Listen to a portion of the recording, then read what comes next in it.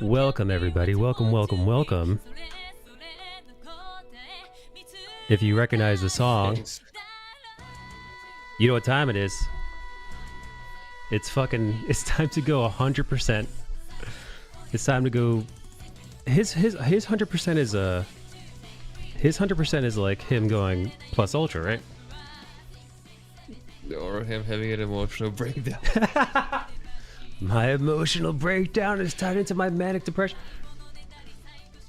Let's take this moment to thank our patrons. Or my patrons. My patrons. You know what, dude, if this little show we got ever actually blew up, I would definitely, this is probably something to stay off here, but I would definitely give you a slice. You know?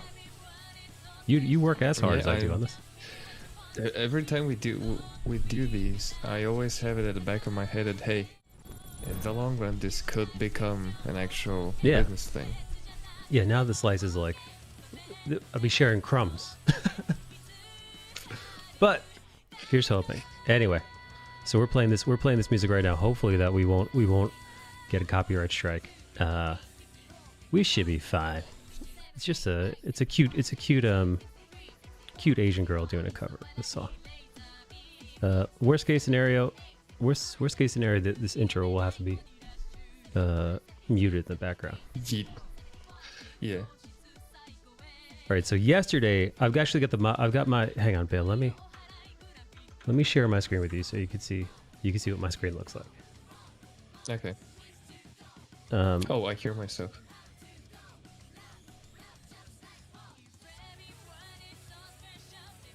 Hang on. Say something now. I'm saying something right now. I do not hear myself. Okay, it's fixed. Weird. Okay. Screen share. Screen share my little iPad, so you can see exactly what images we're talking about. Yeah, this Asian girl's cute, man. Do you know what kind of Asian she is? Japanese. Oh, the creme de la creme. Yes. The creme de la creme or the creme de la femme. Anyway, I literally just got done watching the second part of this season 1 a few hours ago, so it's very, very, very, very, very fresh in my head. I watched the first part yesterday, so it's right in my brain. I could hear Mob's baby voice. Now, I watched this as always dubbed American English style, and I'm sure as always Bale's watched it subbed because he likes to read when he watches. Because God forbid he try to eat while he watched TV. No, here's the interesting thing. I do eat, and here's how I prepare. I eat. No, I just eat normally. I still manage to watch it subbed, and I also take screenshots meanwhile. Imagine you just rapid fire. Food, TV, food, TV, food, TV, food, TV. I'm working on a way to liquefy all my meals, and I'm going to buy that American cap with like the cans on top of it with the... Hey, what's up, Bootlegging? Bootlegging says, is this on Netflix? I just picked up Goku Dolls on a friend's recommendation, but we'll look for something next. Also, good evening. I will say the animation on this, let me switch. This is my drawing. Both Bale and I did drawings yesterday. Here, I'll put the regular lo-fi music back on. But I figured I'd just get everybody pumped. It was Bale's idea. That maybe we play a cover of the intro. We play a cover of the intro and try to get away with it, and I will remove that so that Bale doesn't have to listen to the lo-fi.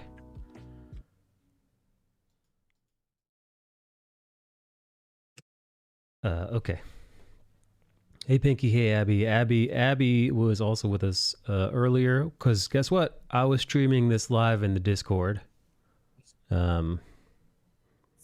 This was watched live in the Discord with me and about 3 to 4 other community members. So we all got to watch Mob Psycho together. You watched this last night? No shit, Pinky. Bale says it's not on Netflix. However, if you have a VPN, you might be able to try other regions. So it might not be in... I forgot about that. Yeah, it might not be in Spain or Europe, Netflix, but it may be in Canada's, it might be in Australia's, it might be in the States, it might be in Japanese Netflix. So it's just that's something between you and your internet service provider. And wink, wink. Okay. Anyway, you know what, Bale? This is going to sound conceited as shit. However, looking at the drawing that I did yesterday, and now by the way, audience, friends, viewers, I drew this having never watched the series. So I drew Mob or Shigeo, and I was just like, I don't know who this guy is at all. I don't know what his abilities are. I was literally like, hey, Bale, why does I saw some images of him with his hair up and he's glowing. What does that mean? I'm assuming he's got some kind of powers. He's like, I'm not telling you. That's a spoiler. So I'm like, okay, so I'm just going to draw him in his schoolboy outfit. So I did. This is that. And I got to say, I really like it. I even like that little panel that I drew of his more classic, manga look. Anyway, proud of myself. Pat myself on the back for a job well done. Like an asshole. Not to break your arm with it. I think I could watch on HBO Max via their Crunchyroll hub. I'll have to check it out. I love HBO Max. HBO Max has some really good anime. They've got, at least last I checked, the full season of Jujutsu Kaisen. There's a bunch of Studio Ghibli stuff. HBO Max has got a decent amount of anime over there. Okay. All right, so let's kick off with the show. Before we jump fully into the show, Bale, I gotta say, I first off really like the series. The anime took me a little bit of time to get used to the anime style, because it's definitely not what I was accustomed to. It's very weird because even when I started watching, because I watched a few other weird animes. I mean, I watched JoJo's, and the art style was like, what is this? Yeah, what the fuck is this? And then you give it like 30 seconds, and then you see how it goes and all the places it goes, and you're like, oh, okay, this is some wild roller coaster shit. Let me grab my popcorn and Coke. Yeah, right from the intro, shit gets weird, and the thing is, like, the animation it's wonky and sketchy, but it's not stiff. And it's not expressionless. So, like, they do a lot of stuff that's solid. Yeah, it's done wonky with a purpose, because we're going to see some screenshots there, like, there's no way that was not intentional. You did not just accidentally pull that off. Yeah, I got to say, I love it. Also, I'm hearing myself a little bit. Do you not have your headphones on? Or you have your speaker maybe a little loud? I haven't changed that thing. Let me move my mic. Maybe not that close to my mic. Here's an interesting question. How did you end up on choosing Mob Psycho? Because of all the things you could have chosen, I didn't think you'd go for this one. All right, yeah. Did someone recommend it to you? For those who don't know, I am still, I would consider myself an anime baby, considering I've watched less than 10 anime series. So we started with Attack on Titan, we moved to My Hero Academia, at some point we dabbled in Jujutsu Kaisen, and anything else? Am I missing anything? That's about it. I think that's it. We spent a lot of time with with Attack on Titan, because we were doing the episode by episode. Yeah, so we're doing weekly Attack on Titan episodes, and then we did weekly season by season breakdowns of My Hero Academia. And now we're doing a season 1 breakdown of Mob Psycho. The reason why, back when I was watching Jujutsu Kaisen, and that was on recommend from a bunch of people, because I'm like, all right, you know what, Attack on Titans, this part of the series is coming to an end. We got to move on. And My Hero Academia I had, but I didn't love yet. I only watched like the first season, and Deku as a protagonist hadn't like really grown on me. All the crying, I wasn't used to it. So that's how I found Jujutsu Kaisen. Somebody's like, well, if you don't want a baby who's crying all the time as your protagonist, try Jujutsu Kaisen. It's action heavy like Attack on Titan. The animation is beautiful like Attack on Titan, and we forgot about Demon Slayer. I've also been watching Demon Slayer. Oh yeah. We did watch Demon And Slayer. Demon Slayer I had an issue with too, because I'm like, in this one, the protagonist won't shut the fuck up about every single thing he's thinking. So like, I actually forget the fucking main protagonist's name of Demon Slayer. I remember Nezuko. Anyway, if the fucking, you're gonna remember the cute girl. yeah, It's how it works. well, I've only because I've seen so much Rule 34 of that character. But the Demon Slayer protagonist, like if he's gonna go and take a shit, he'll tell you. He's like, and now I'm gonna drink my coffee, and now I'm gonna go take a shit, and then I'm gonna do this, and then I'm gonna do that, and then remember this time when I was doing that, and I'm just like, yo, shut the fuck up, dude. Just show us, just show us you're doing these things. You don't need to tell us everything. So then, yeah. So after that, after Attack on Titan, after Demon Slayer, somebody was like, if you like those, try Jujutsu Kaisen, and then everybody was like, yes. So I said, okay, let's do that. And then, while I was watching Jujutsu Kaisen, Skullbash Hero, a friend of the chat, was like, "Hey, if you liked those things, if you like Demon Slayer, if you like Attack on Titan, if you liked Jujutsu Kaisen, check out Mob Psycho. I like Mob Psycho as much as I like Jujutsu Kaisen." And I was like, "Ooh." I'm like, and then I looked at the animation. I was like, this is weird. This animation is weird as fuck, which makes sense for Skullbash. Yeah, now it all makes sense now. Yeah. So that's how we got here. Right after My Hero, I'm like, Mob Psycho is next on the list. Now, after Mob Psycho, because I know next week we're gonna do season 2. After that,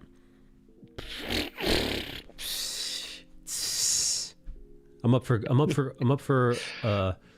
I like things that are high action, weird, crazy. I like demons. I like sci-fi. I like, Cowboy Bebop. Since we're doing Mob Psycho, the most natural progression would be to do One Punch Man. Well, he is a superhero, and we've had experience with that. So I think maybe One Punch Man is the way to go. Although I heard the season 2 is disappointing. Yes, season 2 is plagued by scheduling issues, a change of studio. It does pick up at the last third, but I don't think it's a good idea to do season 2 of One Punch Man. This is going to be like your very first disappointment, in the difference between season 1 and season 2 is like very drastic. Okay, well, I'm fine for watching season 2 in my own time, and then we could skip that. Like we could watch it in the Discord together, like we did with Mob Psycho this week. And then just keep it between us, keep it in house, not make a whole YouTube video out of it, and we'll just do season 1. Okay, so yes, lock that in, imaginary secretary. Schedule that in. Okay. All right, last question. I'm gonna ask you, the audience, who've watched it. Especially those of you who watched it with me, I'm going to ask Bale and myself, who is your favorite Mob Psycho season 1 character? That's a tough one. I think I'm gonna go with Reagan. Interesting. I know who I'm going to go with. Chat, your favorite Mob Psycho season 1 character. You got Shigeo Kageyama. You got Reagan Arataka. You got Teruki Hanazawa. Ritsu. Is it really? Kanazawa, I think was his last name, but yeah, Ritsu, the baby brother. Yeah, fucking Dimple. Well, yeah, you've got Dimple. You've got, I'm assuming a crowd favorite would be, I was about to call him Oni-chan. That's not his name. Tenga Oganawara. I don't know how to listen, I don't know how to fucking pronounce Japanese names, god damn it. Oh, you mean the delinquent guy? Yes. Yeah, I think it was the rockabilly looking dude. Yeah, yeah.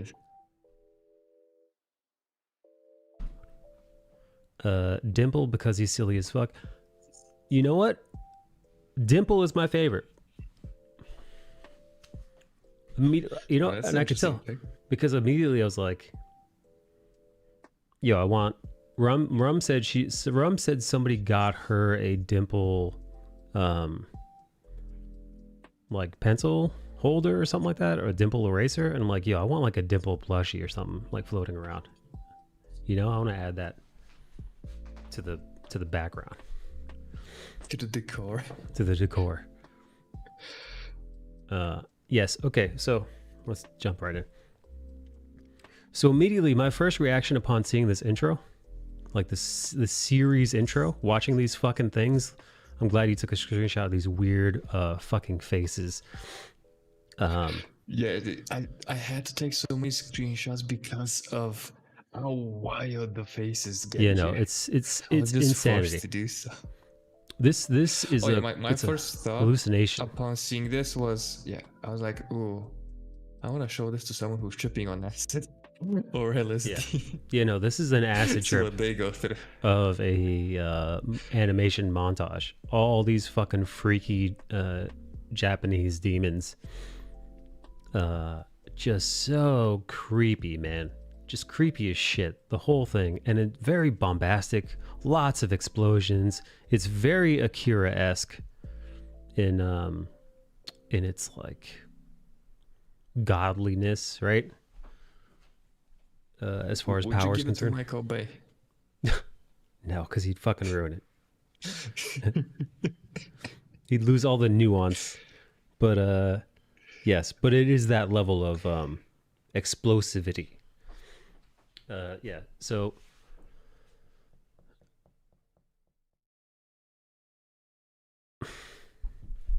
immediately seeing these fucking characters, dude.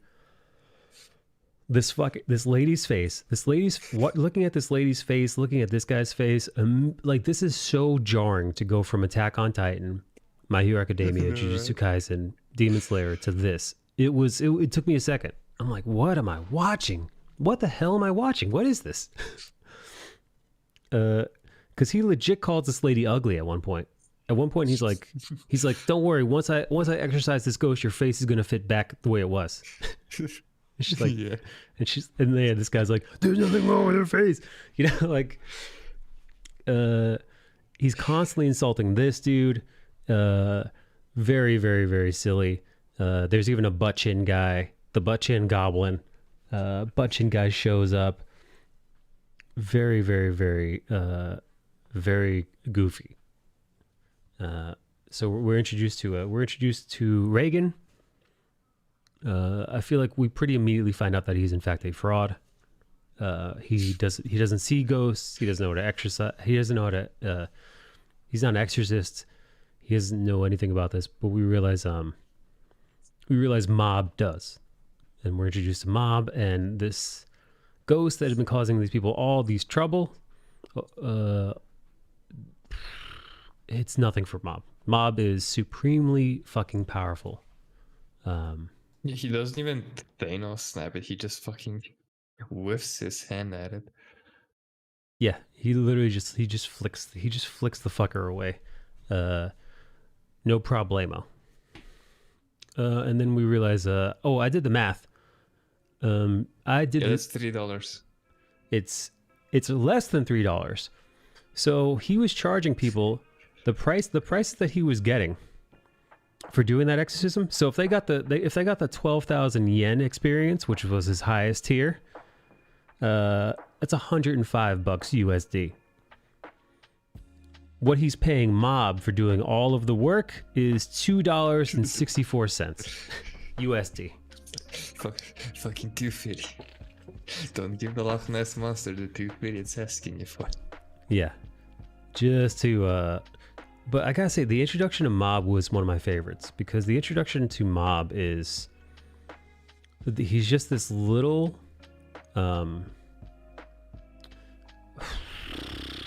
I mean, how the fuck do you describe Mob? He's just so. You know, right? He's this little emotionless bundle. Yeah, he's completely devoid of any expression whatsoever. And in the American, in the English dub, I will say the American dub because they're not speaking British English. They're speaking the true English, American English. Oh, by the way, American English is the true version of English for any of you guys who watch too much. I reckon it's because I can mostly understand American, even some Texan, but when you go to the hey pub, you having a giggle there, mate. Yeah, I yeah. start needing subtitles. You know that the British people only started speaking with the weird affect, like without pronouncing the e's and r's at the end of things. Going from pronouncing a word like another to another, right? That only started post-industrial revolution. Before that, if you're talking about like Shakespeare's time and before, they sounded like they were from the Midwest. They pronounced things the way more phonetically. Anyway, so I was watching the English dub, listening to Mob, and he sounds like a emotionless baby. His voice. Yeah. He sounds a little bit That's like how this. he sounds in the Japanese. Yeah, it sounds pretty similar to the Japanese voice, but here's something that I think you missed in the English dub because I don't know who was the voice actor, but here we see the return of a very dear friend voicing the blonde guy, Kanazawa. Wait. And I Wait. Who do we see? the voice actor for the blonde guy Yeah. that appears in like the next few episodes is the same voice actor as Inosuke's. Oh, it's not the same. It's not the same. On in this, I forget there is a crossover for Inosuke, and Inosuke's voiced by another the same voice actor who does another voice on I thought no Inosuke does the same voice of another character on Attack on Titan in the English version, but I don't think I recognize anybody's voice here. I recognize Inosuke because at one point the blonde guy started grunting. I'm like, wait a minute. All right, so the question I have is why the fuck what's with the fruit on the head? Because he never does that. No, it's not him doing it. I think that's how he sees them, since he only thinks that this girl is like the prettiest. Like we're seeing his internal representation of the other girls. Like, oh, that's big old egghead looking ass. Is it you know what I mean? Yeah, Tsubomi, right? Yeah. Tsubomi. Anyway, yeah. We meet his love interest, who doesn't give two shits about him. Which tracks for a protagonist from a series such as this. Yeah, a shonen protagonist being madly in love. You're right. This is one of the rare moments of emotion that you see on his face. I have a feeling that Shigeo is a pervert. I wouldn't be surprised. Like, he's, don't get me wrong, he's devoid of emotion. He's not like he's anti Bakugo in his craziness, and that it's bottled all the fuck up. But I think he's as horny as any other teenage boy. Well, actually, how old is he supposed to be? Because he's a second-year middle schooler, but I don't know what that means as far as Japanese. I know in America, is it a second or third year? He's basically around between 12 and 14. So yeah, he's right up in that age where the horny starts taking over. Yeah, a second-year middle schooler here would be, I think, 8th grade, which is about 13, depending on when you were born and what part of the year it is. But yeah. And him being 13 years old, it tracks, right? What's up, Summer? Welcome, Summer. Thank you for hanging out. Thank you for watching it with us. We really appreciate that.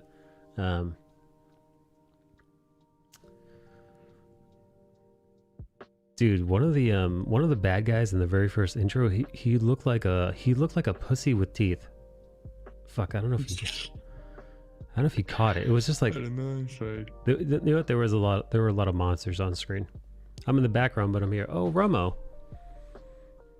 We should have got Romo on this. She watched it alongside with us. She watched all the episodes.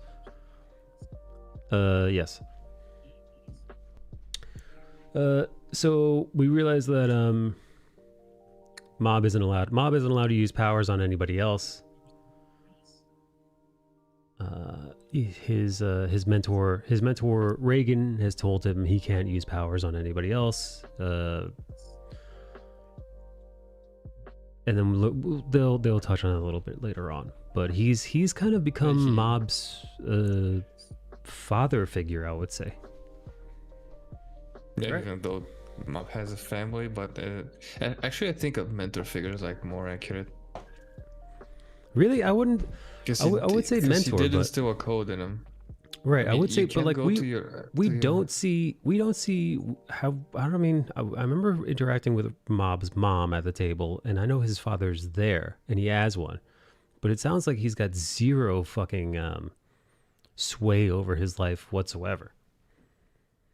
Which happens, by the way. You could have a dad and still be lacking a positive male role model or influence in your life if your father isn't around enough. That is true. That is true. So that's just me, just guessing. He might have a great relationship with his dad. We're just not seeing it. But from what we're shown in the series, it seems like for one reason or another, his father doesn't have that much of a involvement in this aspect of his life. So I would say for sure Reagan is his mentor, his master. But I think he also takes up a fatherly role, and I think he looks at him as a fatherly figure as well. Oh, It's Rum. possible. Hopefully, we'll see that in season 2. Rum doesn't like the sausage fingers on people. Oh, we also find out that Shigeo is basically dog shit at everything else, but using his psychic powers. Yeah, He ain't good at math, he ain't good at school, he ain't good at sports, he ain't good at talking to girls. yes, that's right. Yeah, we come to realize the fact yet again, Reagan does not know how to exorcise demons. He doesn't know shit at all. It's all Mob doing the heavy lifting, and when Mob asks him why he doesn't do this, and he says because he won't dirty his hands with lesser demons, or because he doesn't worry himself with small time shit. Yeah, you gotta hand it fucking Reagan and his bullshit abilities. Like, that fucking guy can bullshit his way into and out of any situation. So they beat the boss. Boss turns into a little sperm. They talk about why are you demons haunting this tunnel? And it turns out they were in a biker gang and they all slipped on a fucking banana peel. And that's it. Yeah, I love how they do the visual effects for the psychic powers. It's even more of an LSD trip.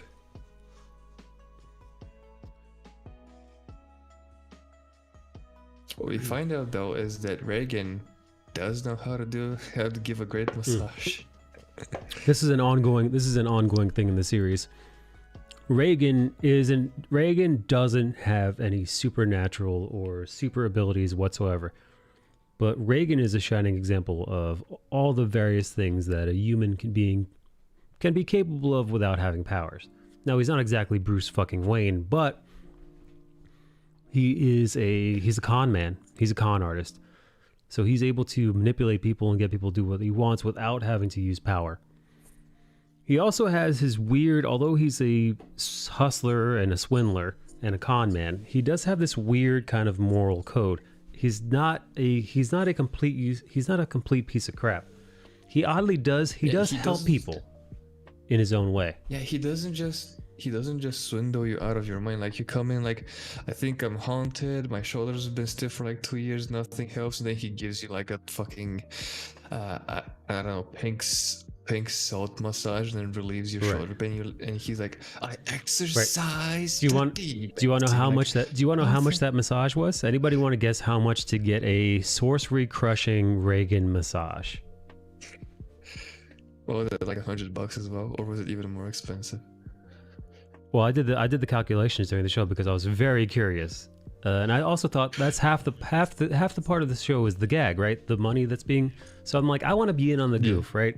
So like when we see that, Shigeo was getting paid such few yen. I want to know exactly how little yen, right? So yeah, he's getting paid $3 or $2.64. When this person comes in for a exorcism and gets a massage, and then he gets charged for it, I want to know how much that is. And that was exactly $26 American, which is pretty affordable for a massage. I know, right? I'd kill to get a massage that cheap. We are introduced to the student council vice president, as well as the telepathy club. And then there's a great scene of them looking for they need to find an extra member, or otherwise they'll get kicked out. So they have to find a member. They find Mob. We find Mob, and then Mob and Reagan go undercover to a girls' private school in order to exorcise a demon that is a complete pervo. Speaking of perverts. Yeah. So this scent ghoul was literally stealing. Like, we see a bra drift off into like the ether. You see like a bra get up and run away, which means that this beautiful scent ghoul was most likely sniffing teenage girls' panties in the private school. Living the life. Sniffing panties, sniffing bras, just being a complete pervert. Watching girls pee, right? Because the other complaint that the girls had was, oh my God, I just saw somebody look at me from above the bathroom stall, was another one. So he was definitely watching girls pee. He was definitely smelling their undies and just being a complete pervert in the high school. And then of course Mob comes and saves the fucking day. Mob dressed as a girl. Now, by the way, I do think this would be a great drawing. Mob as a Mob is a schoolgirl. Mob is a fucking schoolgirl, because the baby voice in the face is very believable. Mob looks more girly than some of these other girls. Oh yes, especially that first woman at the start. Yeah, and then and then the demon has a weird heart-to-heart with Mob. He's like, I used to be just like you. And then I died and I turned into a perverted spirit, and now I was living a life until you meddling kids showed up. That's exactly what he says. So Mob is asked what he wants to do, and what Mob wants to do, really, because, and this is crazy, and by the way, this is a question that I found. I used to watch this Japanese reality TV show, right? And of course it wasn't dubbed, so I had to read.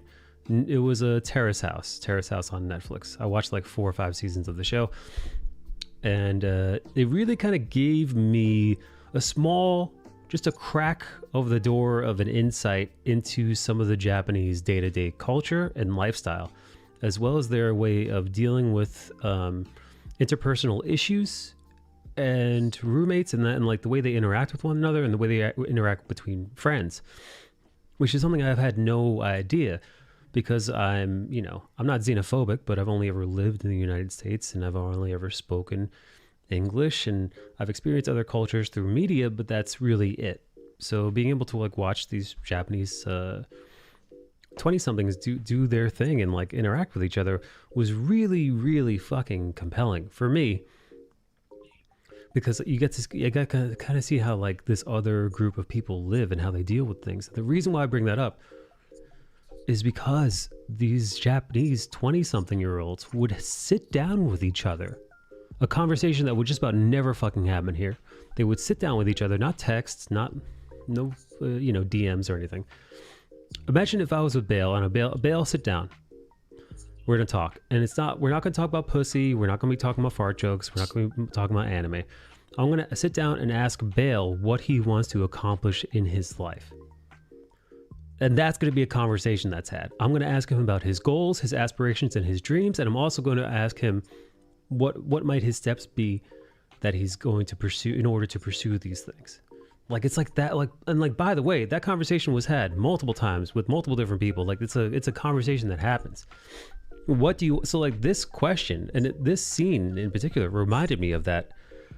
Like this is not a weird question or an out of pocket question to be asked for a young kid his age to be asked, or even a young adult to be asked in Japanese culture, from what I've seen from my very narrow lens. Perhaps I'm mistaken, but that's not the vibe I got. Anyway, so the answers that I've always heard from, the young adults was like very poignant answers. But his answer is pretty much he wants to hold hands and hang out with girls. This is what Mob wants for himself. What Mob really wants to do at the end of the day. As a 13-year-old or however old he is, that's as big as life gets, and like holding hands with a broad. Yeah, he wants to hold hands with Tsubomi. So yes, when it came time between him choosing the Body Improvement Club or the Telepathy Club, he doesn't give two fucks about telepathy because he thought way back to his time with Tsubomi, and Tsubomi stopped giving him Tsubomi stopped giving Mob the time of fucking day at some point and started looking at those young Japanese studs, the sports studs. Meanwhile, Mob's progress bar is slowly this is what really caught my attention. Like we start off at like 20-something%. Like I'm like, wait, what the fuck is this explosion? What is going on here? Why are we so close to it from the get-go? Yeah. I mean, also in episode 2, that's when we learned that he is a second year middle schooler. He is an Esper. And also, one of the things that I loved about the Telepathy Club is that they're fucking bums. And yes. They're bums. They're called bums. They know they're bums. They know that they're bums.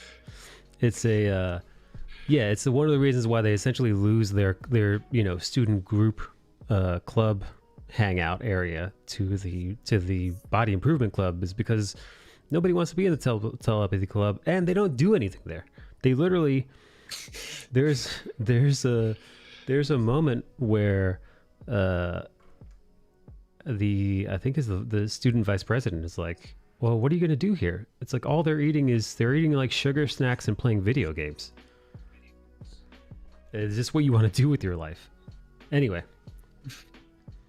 So yes. So he joins the Body Improvement Club, and he can't fucking keep up. His body is shit. He has literally no physical strength. He's weak as hell. He has zero physicality whatsoever. And we come to find out the reason why he's like this is because he's relied 100% on his mental abilities. Anyway, so they asked him why he doesn't want to join the Telepathy Club, and Mob's answer is essentially he's getting buffed to get the ladies. He's like, telepathy, brains, yeah, bruh, biceps. Yeah.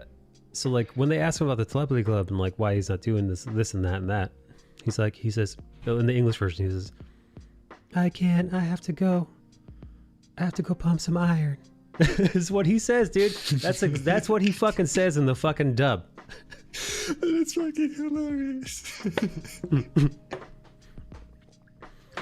By the way, I gotta say this little aside. I fucking love the Body Improvement Club. It is so fucking refreshing. I fucking love those It's guys. so fucking refreshing to see in any media representation of guys who work out and take care of their bodies. Like, yes, they're shown as a little meatheady because let's be honest, right? Sometimes where they're stereotypes, they're truth, right? And guys who go to the gym and lift a lot, they could be a little bit broy, a little bit jockey. However, just because you're that thing doesn't mean you're also 1, stupid, 2, a bully, 3, just like a piece of crap, or like, somebody who like takes advantage of other people. In American media, that is the de facto, right? If somebody is a buff or a jock or whatever, that's usually shorthand That's usually stupid shorthand for like, oh, this person is an asshole, right? So like if they're like the captain of the football team or whatever, also that person is going to be a bully. And like the jock means bully, jock means bad. Whereas this is the exact opposite. These guys are buff, but they're not violent. Matter of fact, you could almost say they dislike violence and aggression. Yeah, they're pacifists. Right. They just want to take care of themselves, and that's it. Right. They assemble a club to improve their bodies and cheer each other on and care for one another.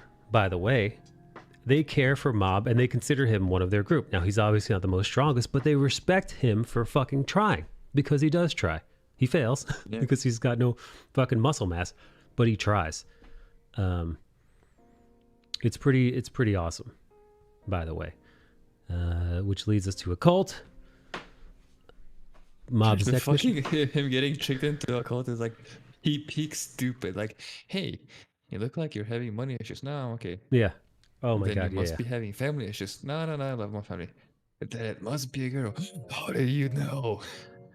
Yeah, no, he like, easily. He's stupid. Yeah, he's not that bright, or at least it's not that he's dumb. It's just that he's a 13-year-old boy who he's a 12 or 13-year-old boy who has zero experience with the world at large.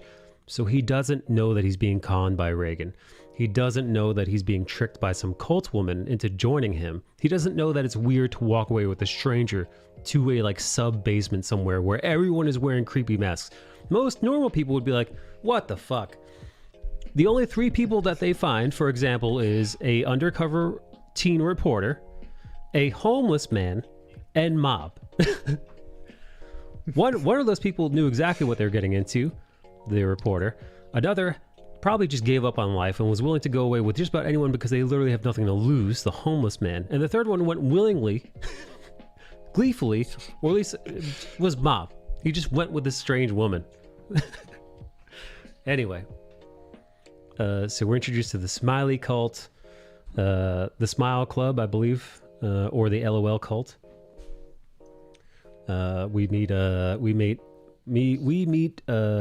Mezatu Ichi, a reporter who we see a reporter who's able to I guess her first name is Ichi Mizato.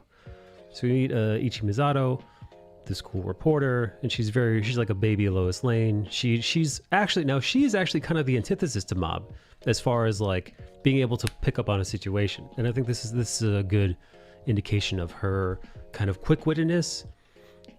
She's very aware of what's going on. She's somehow, and as we'll see, she's quick even in regards to Mob. You know, she's very much like the Commissioner Gordon to his Batman. She's able to piece shit together. So yes, the cult is hypnotizing and brainwashing people, including her. And we see through her eyes that she's we see through her eyes that she falls prey to the hypnosis.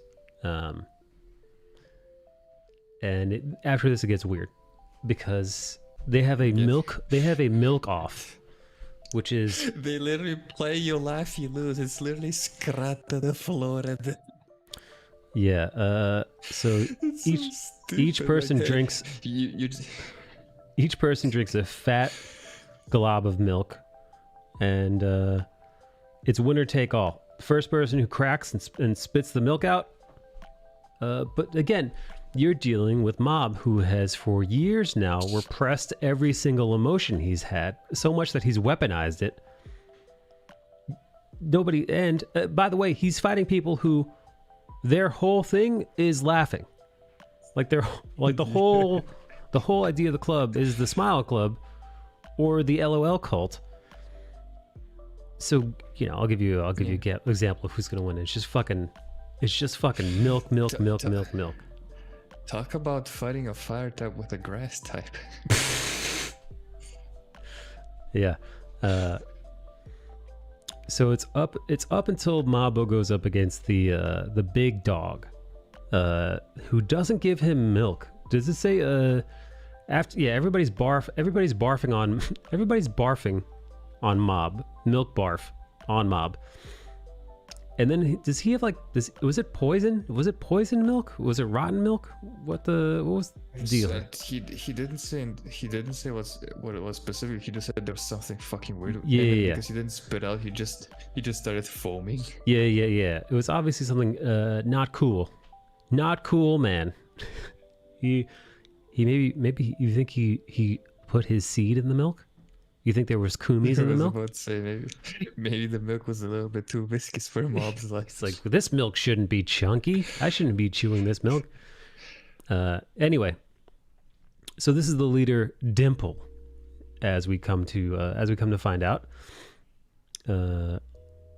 about this guy Dimple. Mob. Oh, I remember this.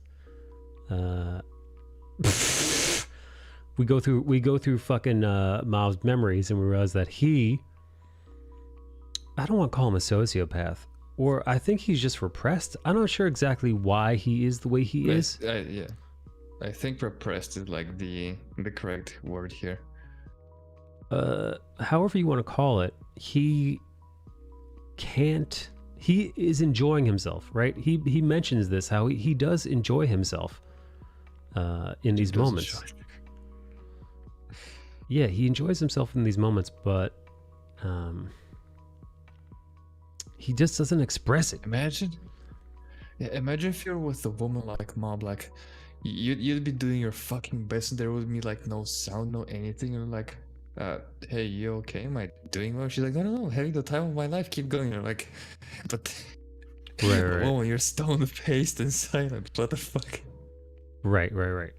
Exactly. So, unfortunately, Mob can't show his feelings, and people, it's kind of made him ostracized from his groups. Anyway, so Dimple tries to get him to laugh. Dimple's trying his goddamn best to crack Mob, and it's no matter what he tries, it doesn't work at all. And then I think he says to Mob, is this where he tells Mob to get a clue? Yeah.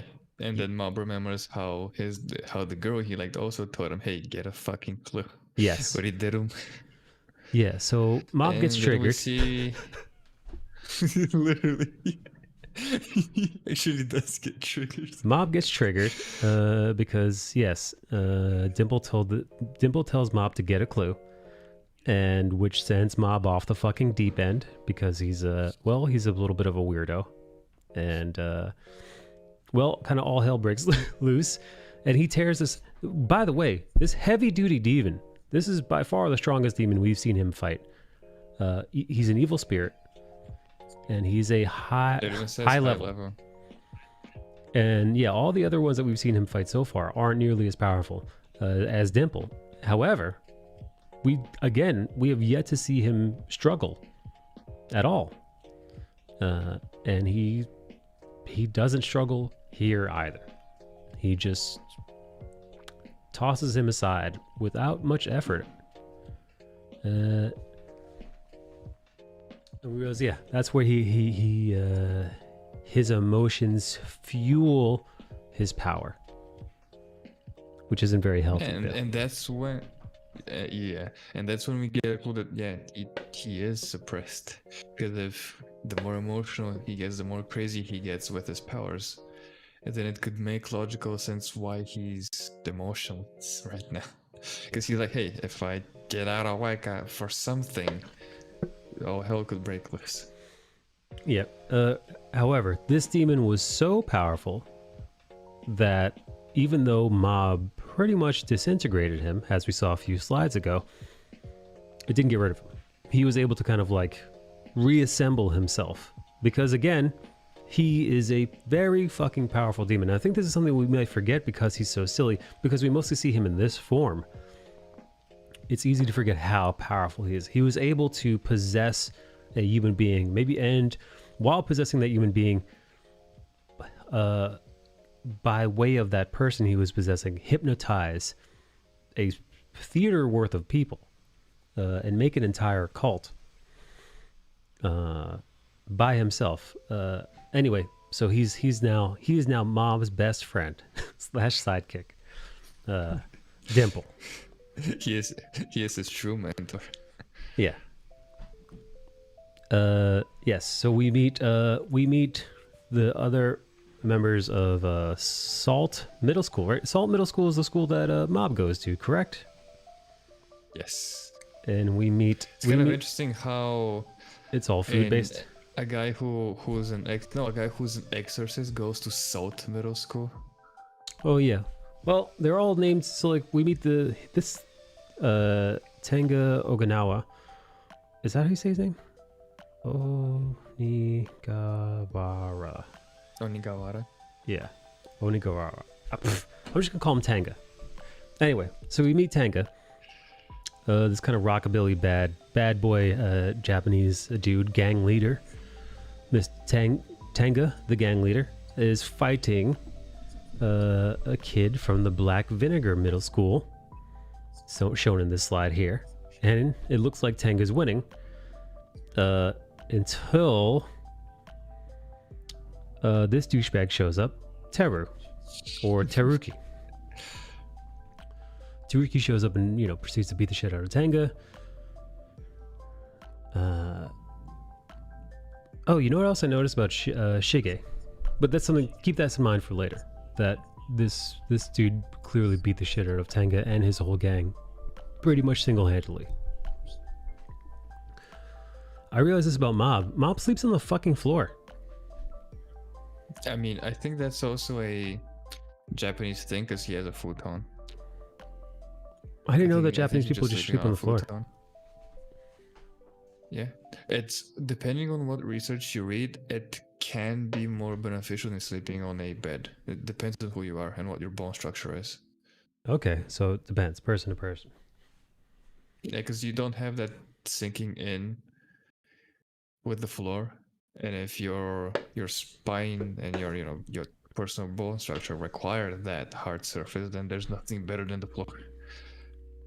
Oh, this is where we come to find out what the beautiful Dimple's plans are. He literally wants to become God. He wants to become God. He also finds out that Reagan is a fraud. Reagan can't see him, which immediately, for a high-level spirit, he knows that Reagan is using Shige's powers, Mob's powers, and he's a fucking con artist. However, Dimple himself is something of a con artist as well. So rather than telling Mob like, "Hey, this guy's using you," it's like, "Well, I want to use him too, so I'm just gonna let this play out." Reagan and Dimple live in like 29 scheme permanently. They do. But yes, Dimple is although Dimple can be helpful, it's important to realize that Dimple is also a scheming, evil villain who has a god complex. What's up, Mugu? Have you watched Mob Psycho 100 season 1? We're doing a review of it right now. We're on episode 4. Baby. Okay. We also this episode we find out that now that Mob has disbanded the cult of Dimple, they are now viewing Mob as their new god, and we see flyers put up around town of Mob, them looking for their god. We also are introduced to Ritsu, Mob's baby brother Ritsu, who just wants to have powers like him. We see we also see the biggest scheme and scam of all time, him exercising a bloody photo through Photoshop. Yeah. It's so stupid. Yeah. So we see we realize that Ritsu, he just I read some of the manga, stopped at the giant broccoli. Wait, what was we saw the giant broccoli in this season. What the fuck wait, yeah, what was going on with the giant broccoli? It's definitely something that we saw. I think that's the opening, and probably the giant broccoli shows up like later in the storyline. Okay. So we realized this episode, Tenga, Onigarawa, I'm sure I'm butchering that dude's name. This beat up gentleman over here. Tenga wants the beefy bodybuilder types, the Body Improvement Club, to fight the black vinegar middle schooler, Teruki. Just to kind of, I don't know, I guess reap the benefits, use them to fight his war, Tenga's war. Anyway, he sets up Mob Psycho. Yeah, they ask them, hey, we need you guys to come and beat up some people, and they're like, nah bro, we're too busy, we're squatting this month. So they refuse. So Tenga tricks, and it's very easily tricked Mob. Shigeo is tricked embarrassingly easy by a fake love note written by Tenga to essentially make him be bait. Here we go. Here's his depiction of Mob Psycho as bait for the Black Vinegar School gang, to get them to show up so they could be beat up by the Body Improvement Club. Yada yada yada. Just in case, I wrote, I'm a girl, by the way. That's like the most. Yeah. That's the most bullshit ERP shit. And by the way, it works. It works. Once they kidnap Shigeo, Mob Psycho, the Body Improvement Club does, because they cannot stand violence enacted against one of their own, so they flee to rescue Mob from the clutches of the evil Black Vinegar Middle School. Meanwhile, they again, Dimple's like, use your powers. You could beat every single one of these kids, with your fucking eyes closed and your hands literally tied behind your back like they are now. No problemo. However, Mob has got his own very strict code of ethics and refuses to lift a single finger to hurt other people. It goes against his code instilled in him by his master, who is a fraud. Yeah, fucking Reagan is like one of the most interesting characters here, because despite him being fraud and extremely full of shit, he does have a very solid code and philosophy on things. So the bodybuilder club, the Body Improvement Club, do beat the shit out of the Black Vinegar gang at first, until this dickhead shows up. This little blonde jerk is a psycho or a psychic, and he proceeds to beat the crap out of them using his psychic powers. They mistake this for strength and just assume that he's super strong. He's got crazy musculature that they can't see underneath his clothes, but it's just complete bullshit. Yeah. Are you even human? Are you a monster?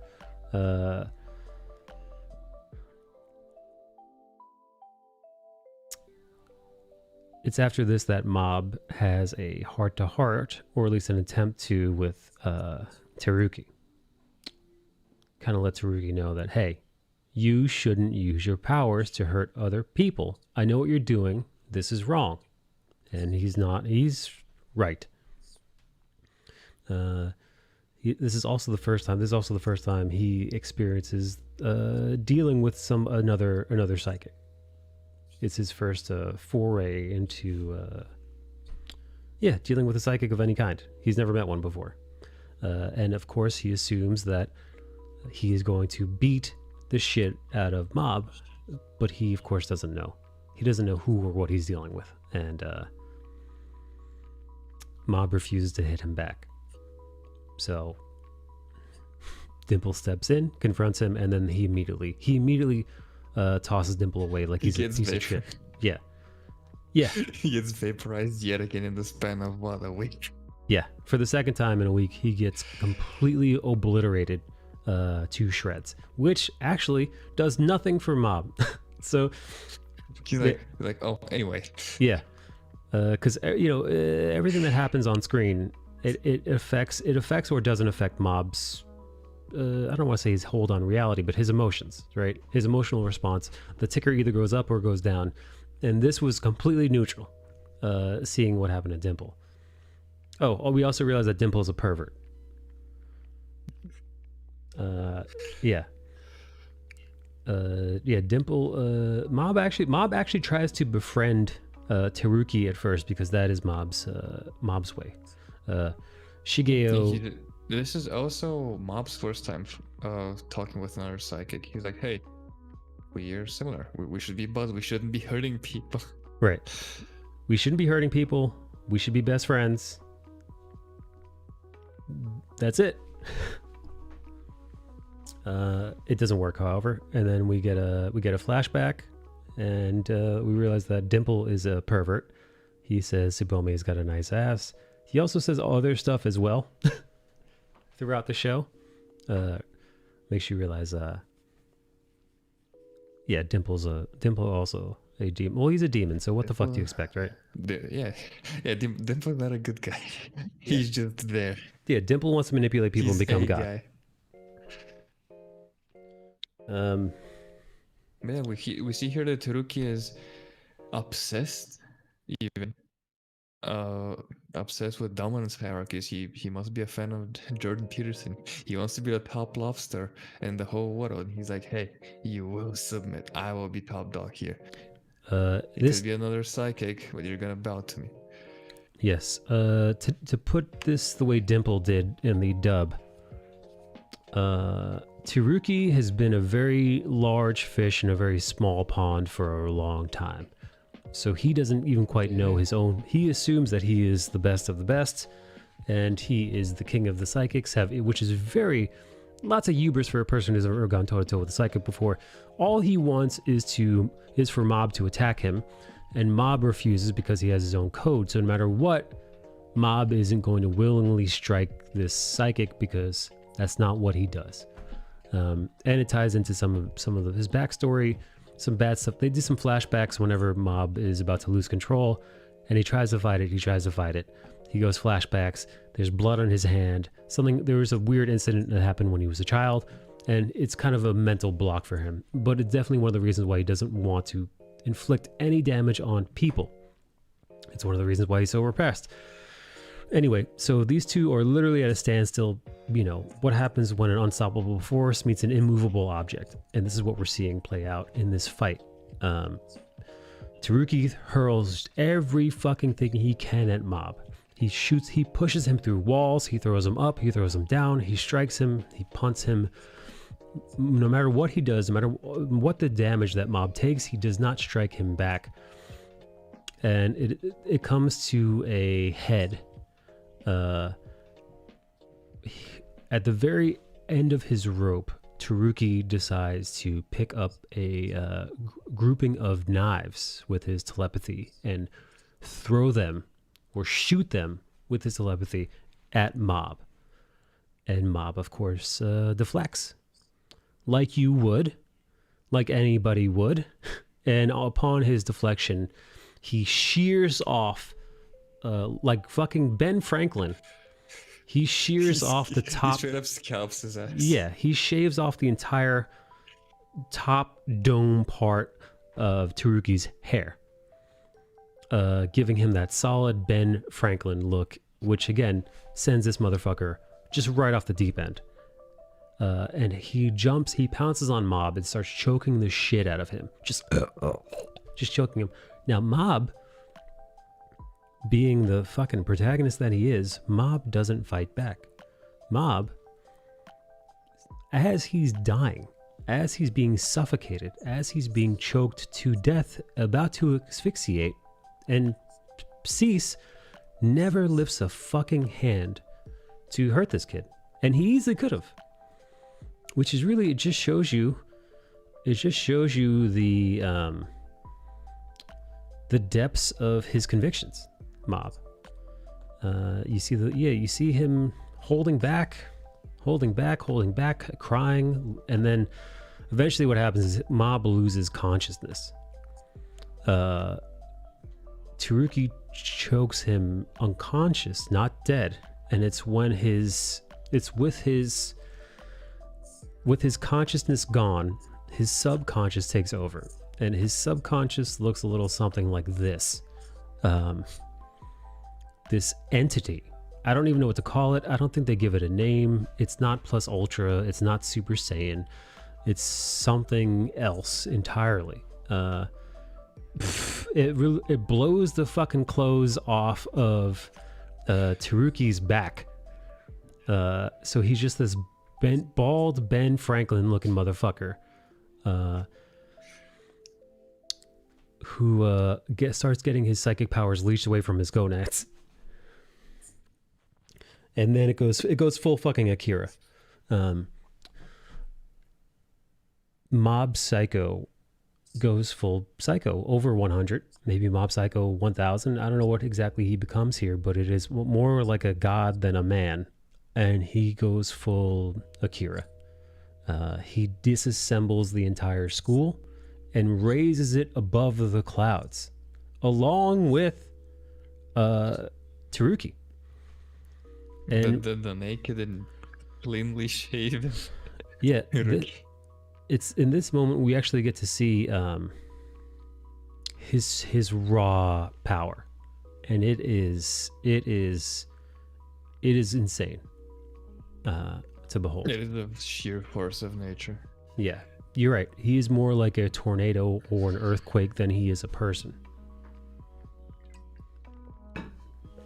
And he's extremely sad that he didn't manage to change, because he was fighting that trigger moment that he could keep it and he could not blow up whenever he reaches, his internal 100. And it happened again. And this time it's not rage like when he was fighting Dimple. This time it's like pure sadness.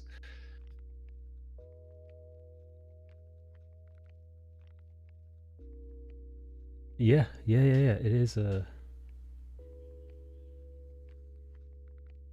is it's a bummer that he's unable to cap this. However, he does put the school back. He puts everybody back down safely, and he managed to reassemble the fucking school, which, by the way, they don't really go into.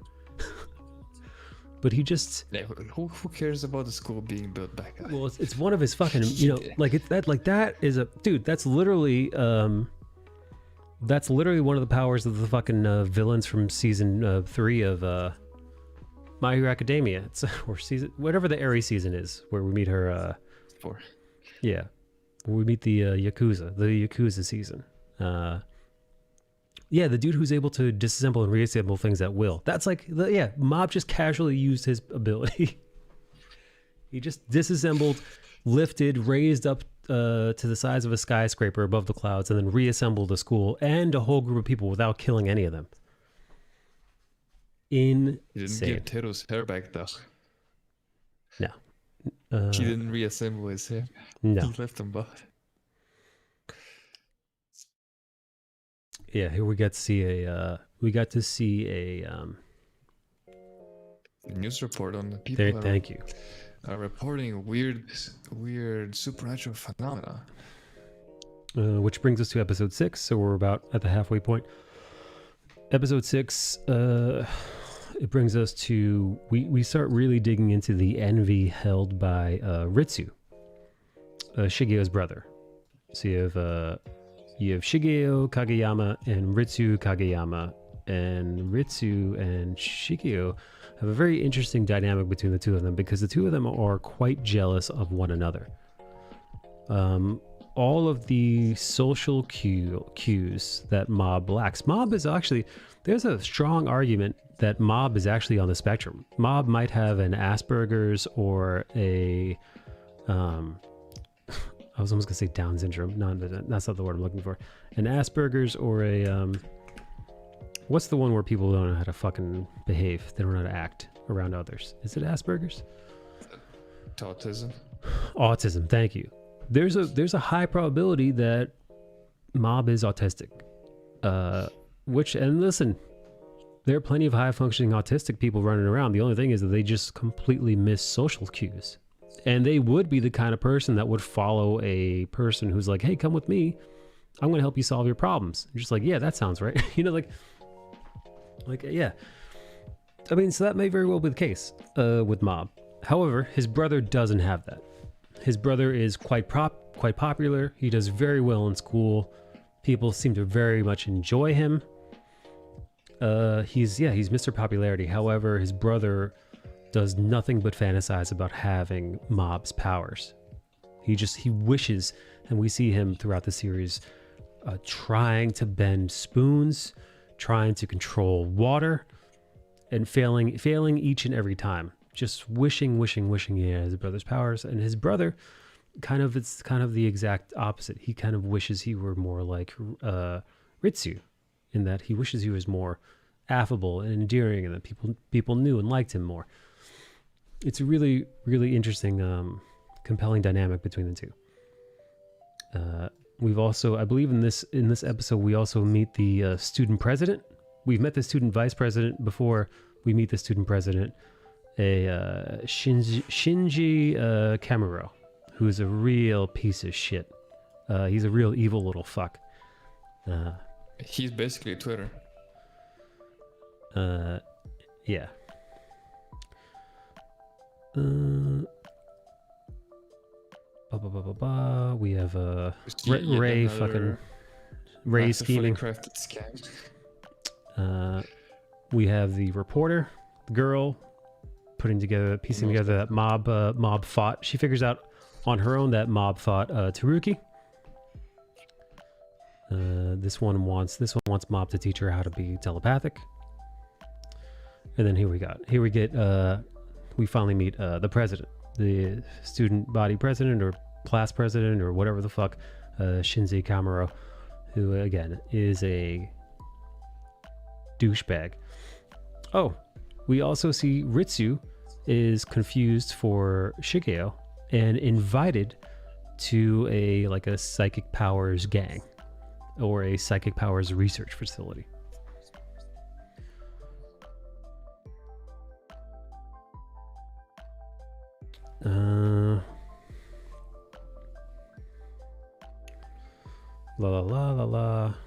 We see the bad guys doing the bad guy things, which we'll see later. This is I believe this is the Claw people.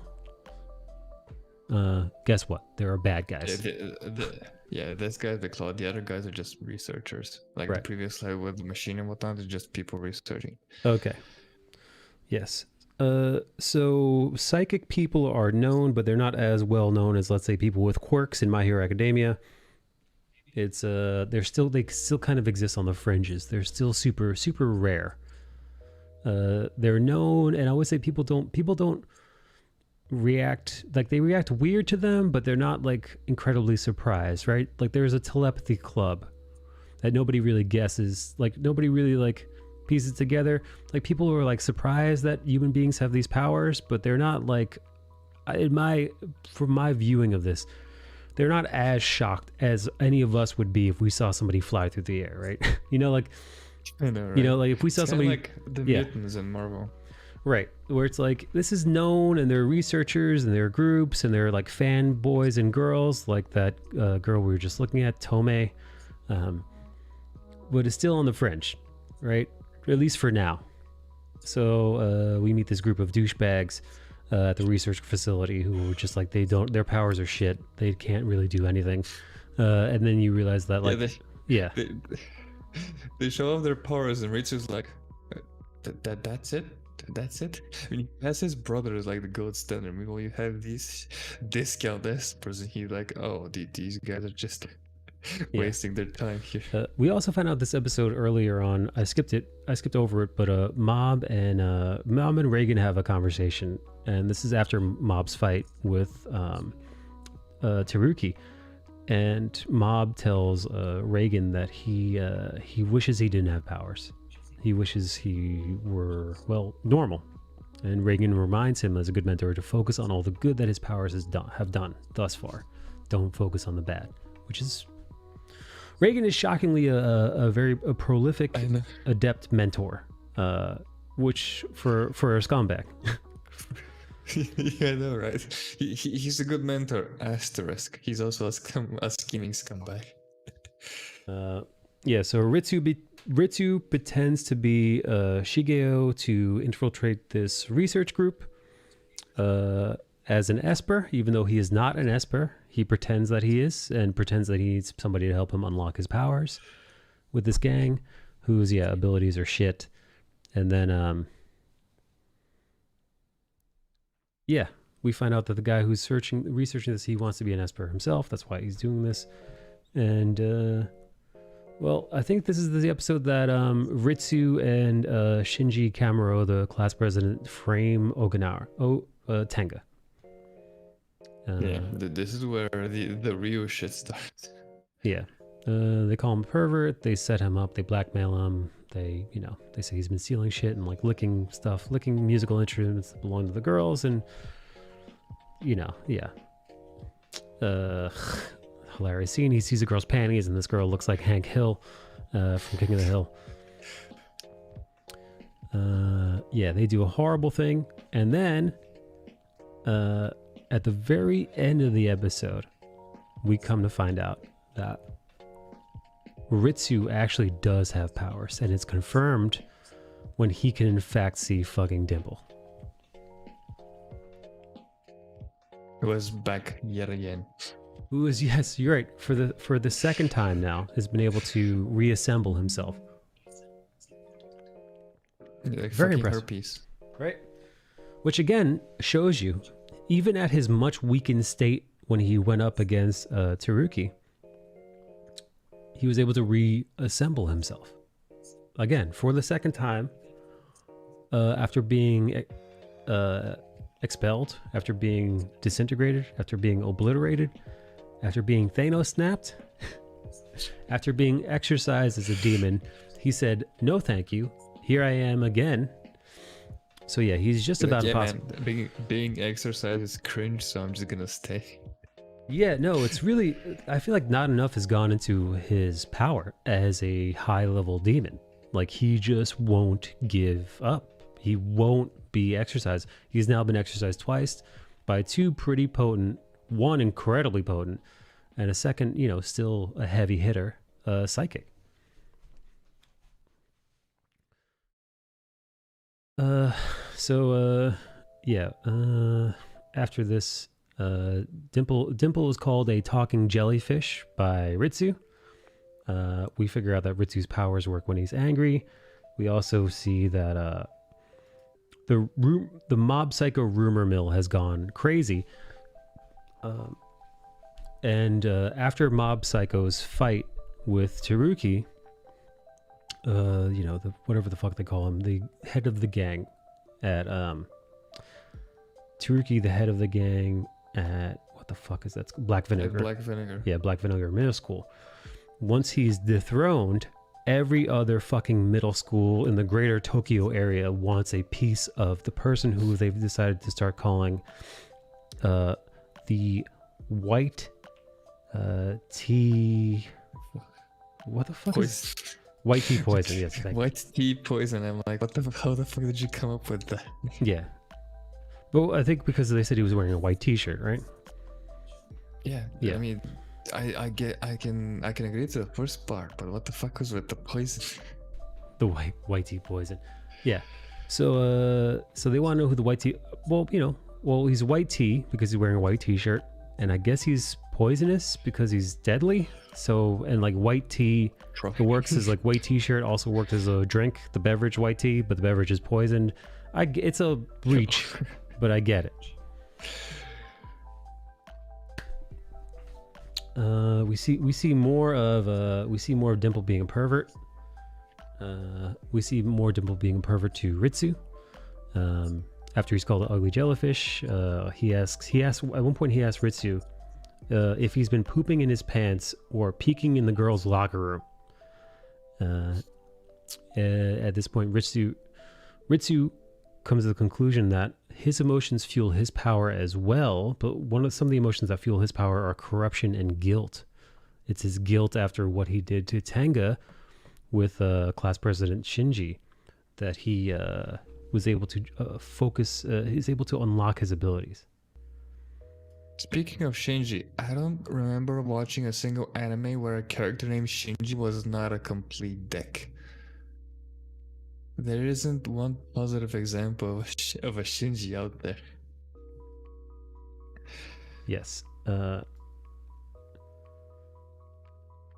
We also get to see this. Yeah, Ritsu gets possessed and he gets drunk on power very, very quickly as someone who's coveted such power for literally years, probably close to a decade, and now he finally has it. And there's also this fucking spirit guy who's like, no, you're not gonna struggle with this. I'm going to help you. I'm going to teach you and show you how to even surpass your brother. And he's like, oh, yeah. How are you say? Yeah. So Ritsu is how would you say this? Consumed with power. He's consumed with power hunger. He's consumed with being as powerful, if not more powerful than his brother. And he's willing to make a deal with a demon, literally and figuratively. We also, so interesting, him and Shinji at this point are also kind of both, they're two peas in a pod. Shinji, the class president, is also consumed with power, but in a different way, at least for a time being. Oh, we also see they're just going. Yeah. They're going on their framing adventures because they don't frame just Onigawara. They frame literally everyone in the bad boy group. Right. We see Taruki shows up with a ridiculous wig. And then we see another evil middle school pop up to fight. We see another evil middle school pop up. Oh, here's his wig. Here's the Taruki wig. 50% hair. To really cover up the bald spot that Shigeo left. Bean Paste Middle School shows up to kick the crap out of Shigeo. However, they yet again mistake Shigeo for Ritsu, and Ritsu proceeds to, unlike Shigeo, who refuses to hurt people, Ritsu does not have that same moral high ground, that same moral code. So Ritsu proceeds to use his newfound powers, fueled by Dimple, to beat the shit. Actually, What? Ritsu is morally gray. What? I don't give a fuck. Ritsu uses powers for evil, to beat the shit out of people. I went with the stupid actually in the fucking morally gray plague that's been destroying Western media for the past 10 years.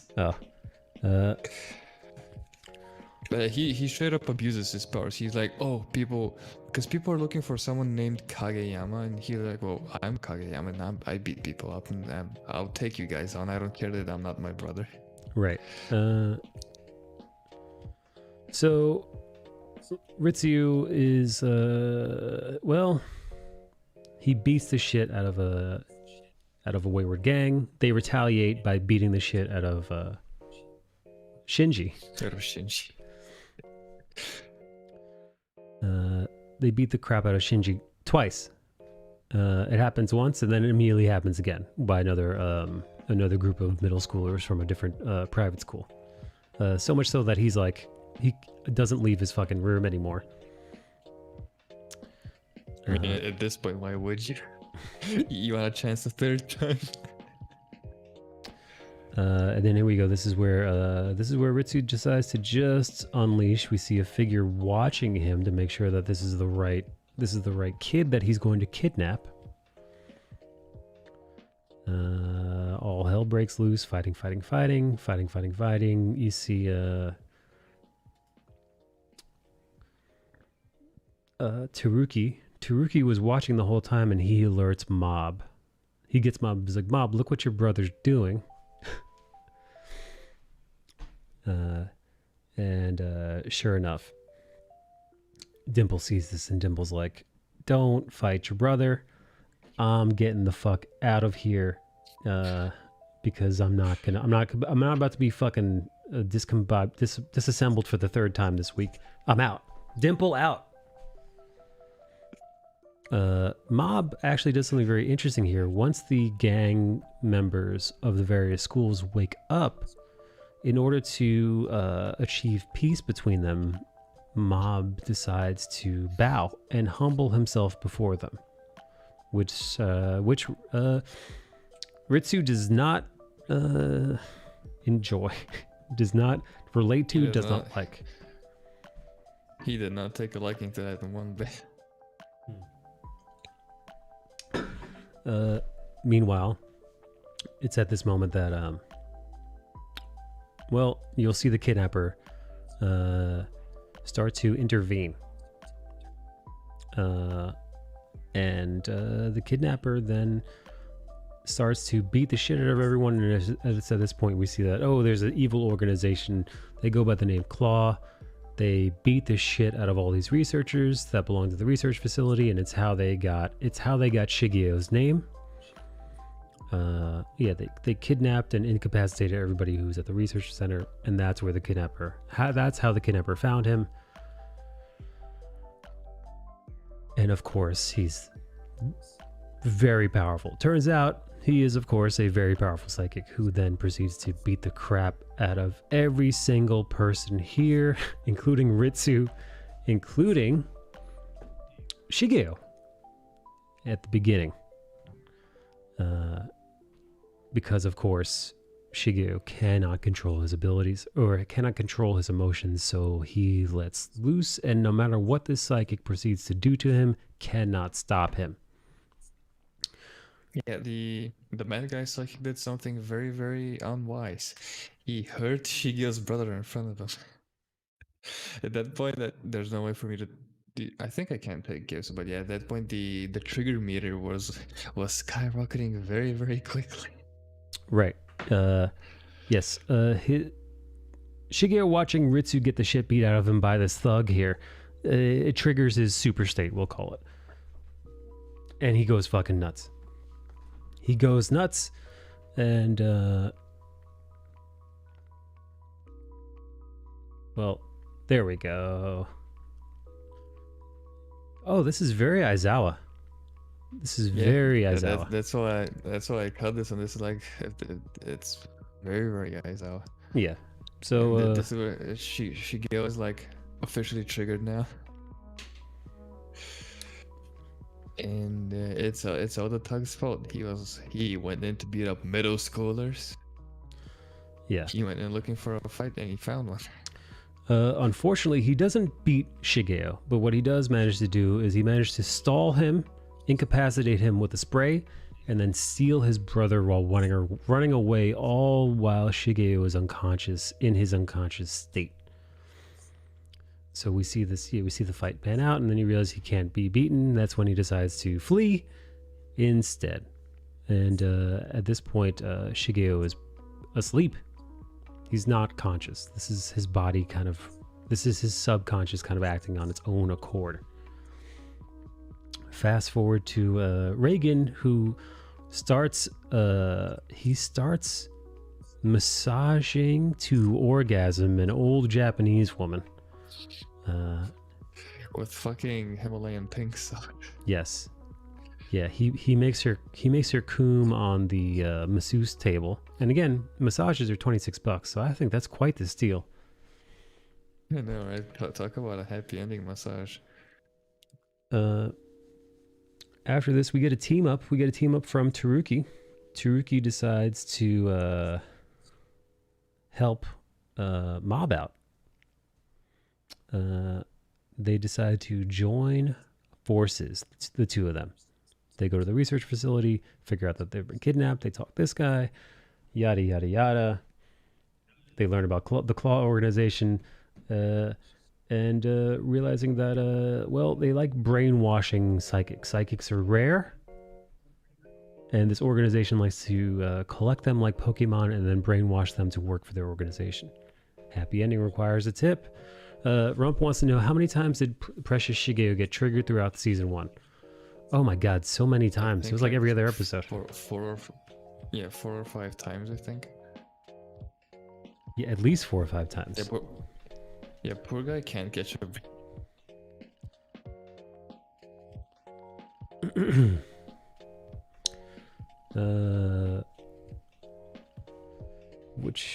Okay, so that brings us to episode 9, so we're just about done. Episode 9, we were brought to... being shown the big bad, the organization, the villain hideout, if you would, and we see that people are not happy that this guy fucked up because he was told to bring any valuable esper, and he flunked out on one. Maybe because he was getting his ass beat, or maybe not, but... Yeah, so the jury is still out on that one. We find Claw HQ. We see that they're the upper tier running Claw HQ. They do have a leader at each division. This is this is Division 7, and the Claw HQ is run, at least this one, by Scars. And Scars are everybody who's fought the big bad. The big bad of the series gains a scar. And that scar is kind of like the cauliflower ear of the psychics in this Claw HQ. It lets you know who's who. So yes, that's their designation, and that's we get a little bit of backstory here. We meet some of their leaders.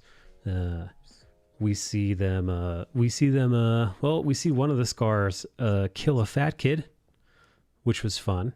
That happens, let's see, where is it? The fat kid dies right there. We see this ballsack chin face guy just kill a fatty, which is a good time. But then we come to learn that that's not exactly what happens. They made fake bodies. Wouldn't he technically be called a blocky instead of a fatty? A block fatty. Rump says, I think the concept is an interesting way to explore Shigeo's power with his whole psychic abilities, but it feels a bit overdone throughout the season 1. Maybe that's just me though. What? Oh, him just going super powered every other episode?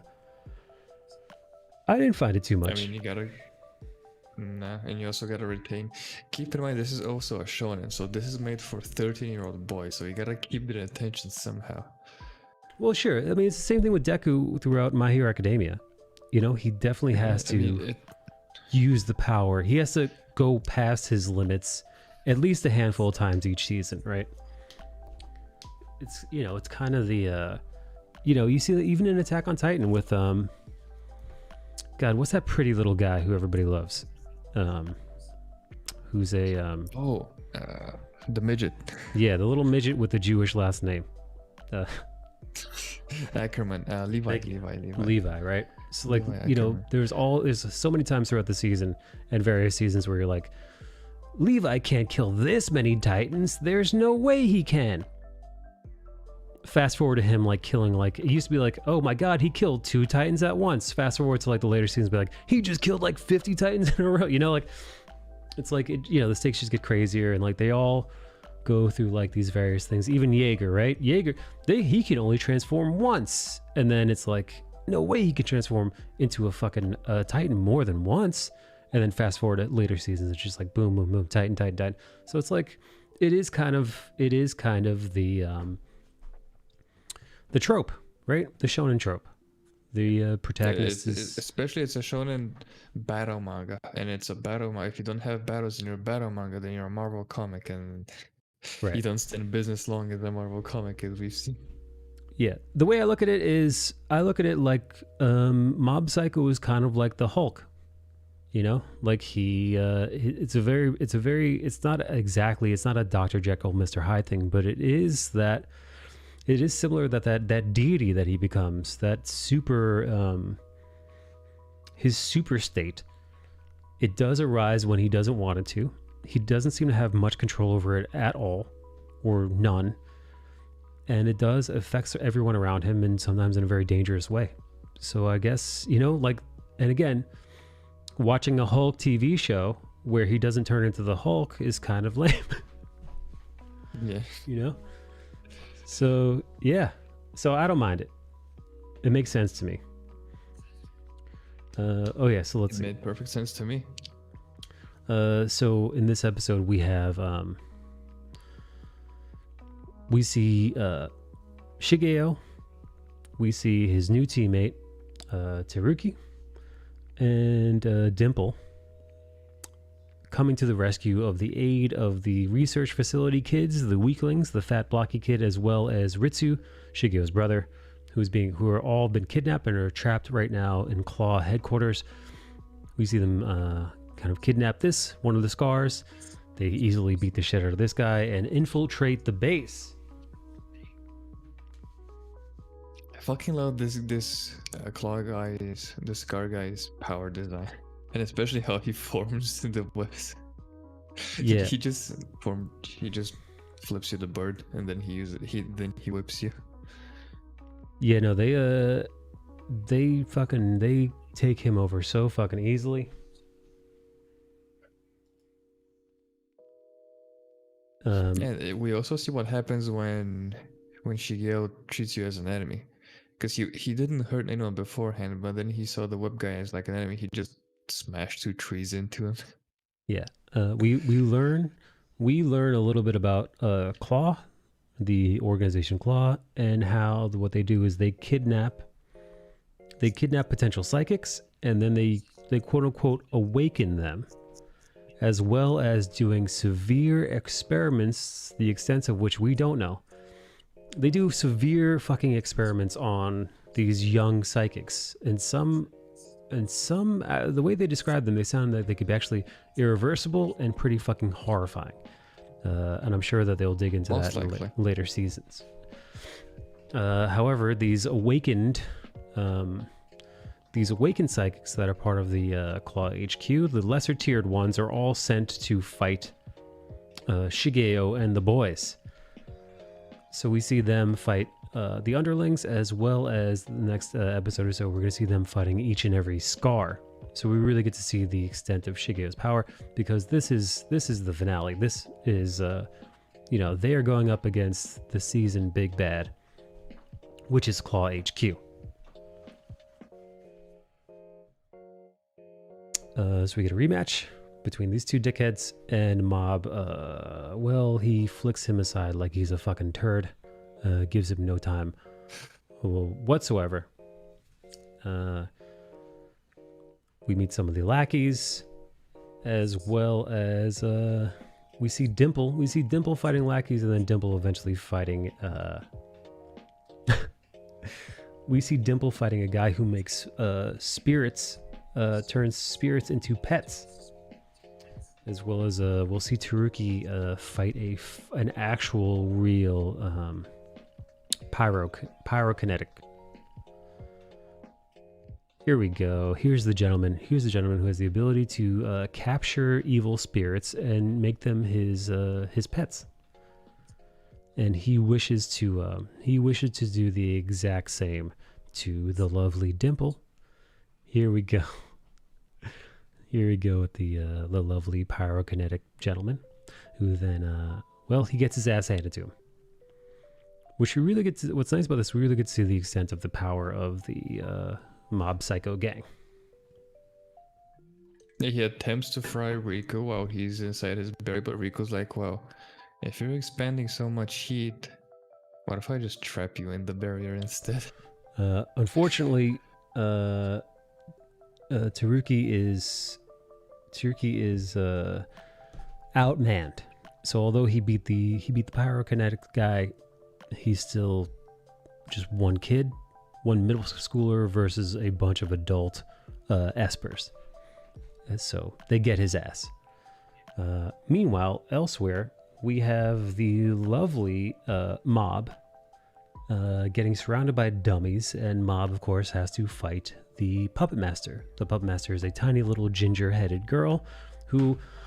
There are 3 gingers, or 2 gingers that we see in this episode. So I'm going to believe that the boy Ginger and the girl Ginger, who is the Puppet Master, are both related to the big bad boss, the boss, the boss of the evil psychics in Claw, who we don't meet.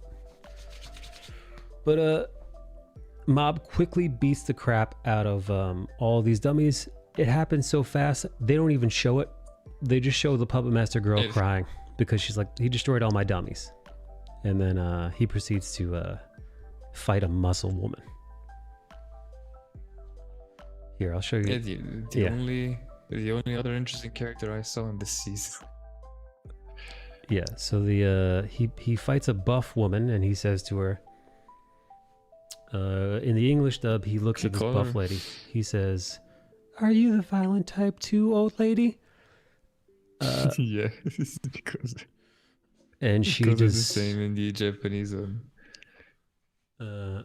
And maybe too, they must be getting better with dubs because all these captions that I'm reading are the exact same thing that was said aloud in the dub. I mean, they fucking should be. Right. Because these look to be like simple sentences. Yeah. So he doesn't want to fight her. He ends up fighting her, and of course he beats the shit out of her because he is Shigeo. He is our protagonist. Meanwhile, Dimple is fighting with the spirit pet guy. And, well, he tries to trick him and then does not trick him.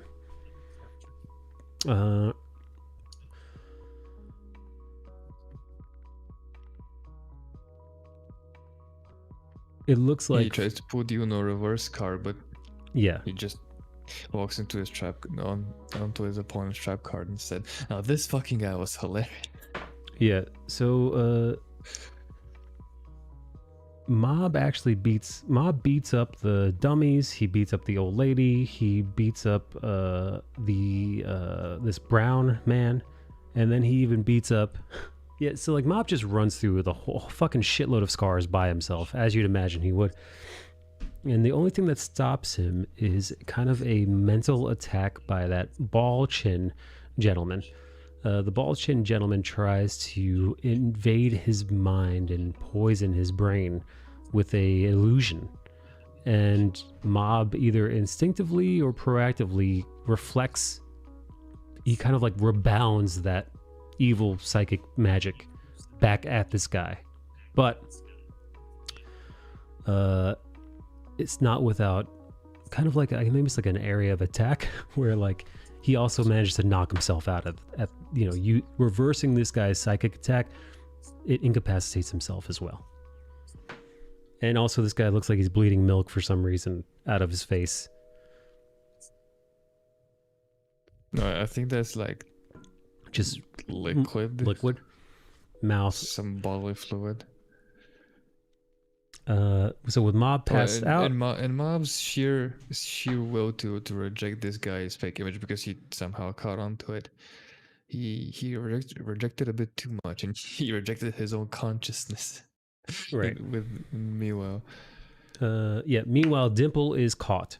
Dimple is caught by the spirit man. He put up a good fight, but he is tossed in a jar in a evil demon battle royale with inside this little magic vase, as you see here. He's basically playing Fortnite.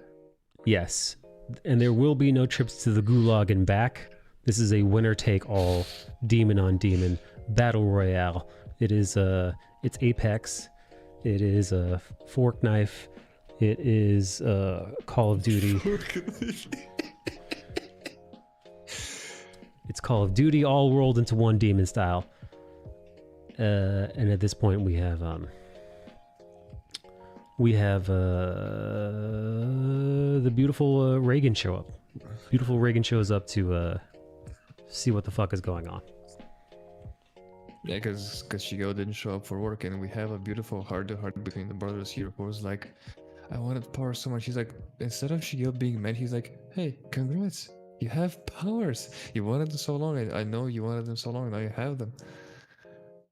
And then he talks about how his brother is so smart, and he's gonna get him out of here, and yada yada yada, and Rich is like, but you're not even allowing me to say I'm sorry. Yeah, Mob is a beautiful sweetheart to his younger brother. It's true. And then what comes up is, well, we get to see Reagan enters the base, and, he rolls a D20 on fucking deception. Performance. Yeah. And Jesus fucking Christ! Like, I was cackling at this point. Like that fucking guy bullshitted his way through, yeah, and probably international organized crime or international crime organization, yeah, just by sheer force of act. right.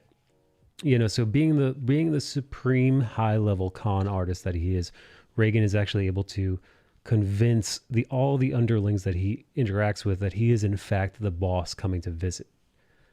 He didn't even have to say it. He was just talking in such a manner that it looked like it, and people got an even higher idea in their own heads about him. He neither confirmed nor denied. He just said, I'm not that special. People are like, why is he talking like this? Why is he using that word subordinate? No one else uses that word around here except for the big guy. Exactly. So he managed to get these underlings to bring him right to his compatriots to get them to leave, but it's at that moment they are confronted by the remaining Scar, who have not fallen, who have actually managed to overpower the Mob Psycho gang. And here we finally get the series comes to a crux where these two groups go head to head. And this is we're going to see here, this battle goes way more different than I would have anticipated, because every battle thus far has gone somewhat formulaic, right? Mob fights them either while conscious or unconscious, and he gets beaten up some, and then he obliterates them once he achieves his power level. But that's not how this one turns out. With all the Mob Psycho boys, they do kind of like, they put up a good resistance against this. However, we realize that Reagan here is the one who instilled Mob's kind of morality, which is don't use your psychic powers against human beings. That's not what you use it for. So when Shigeo is about to unload and unlock his abilities, Reagan kind of like steps in front of him, which is really quite brave when you think about it. What we're about to see Reagan do is, Reagan, who by the way is completely powerless, Reagan decides to take matters into his own hand as an adult, stick up for, and again, with no powers, stick up for his apprentice, and then try to beat the crap out of these evildoers from, well, let me show you. He fucking drop kicks one of them from behind. Yeah, he drop kicked the leader of the HQ of the division. Yeah. Then he turns around. He goes on this rant. Of like, hey, you guys are using your gifts to hurt people. That's stupid. Violence is not cool. Also, Reagan, and the Esper drop kick. Yeah. So he drop kicks one and then immediately proceeds to sucker punch another one. He gets close enough and then just clocks him. He just fucking cold clocks him in the. But it doesn't work.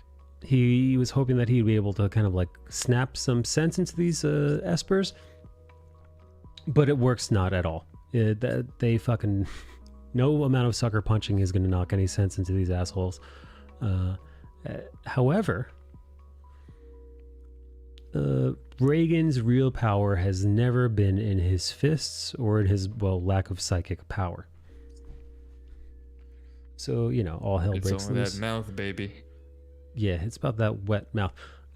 So of course it goes into an all-out brawl. They start fighting. Esper on Esper. Crimes start happening. It's an absolute utter free-for-all between the two groups. And the Mob Psycho group is begging Shigeo to intervene. He's the only one who stands any semblance of a chance. He's the only one with the power to stop Division 7 of Claw, the Scars that they are fighting, because they are still, again, these are middle schoolers. His brother, only a handful of days ago, figured out that he had any power whatsoever. So they really can't hold their own against this, and the clock is ticking. To boot, Reagan is there, and Reagan is offering, well, 0 to no help. If anything, he's an innocent bystander who's getting in the way. So, of course, he being Shigeo, the countdown starts to happen. The Bruce Banner into the Hulk transformation starts to occur, as it always does when he or his loved ones are in danger.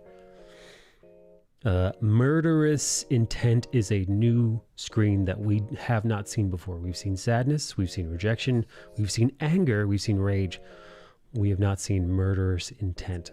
And at this moment, right before he turns into the Hulk, or he goes into his super state, his avatar state, whatever the fuck you want to call it, the second he goes plus ultra, his master comes to the rescue and reminds him that what he's doing will only in the end hurt himself by letting this power consume him like this, which is really a beautiful piece. However, also, by the way, most of the time we see Reagan behaving in his own self-interest. Even when he's quote-unquote helping others, it's also for his own financial gain and benefit.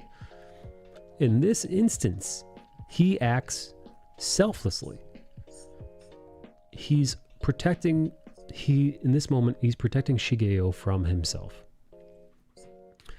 Which is really beautiful. He's the one who told him, he told him, don't use your powers on people. And he also taught him, being a psychic is just a characteristic like any other. It doesn't make you special. Like being book smart doesn't make you special. Like being tall or having blue eyes is just a characteristic. It's unfortunately he did this at a pivotal moment where in the middle of a battle that they were losing, they needed the Hulk to show up. They needed Shigeo's power to be unleashed at this moment, more so than any other moment thus far in the series.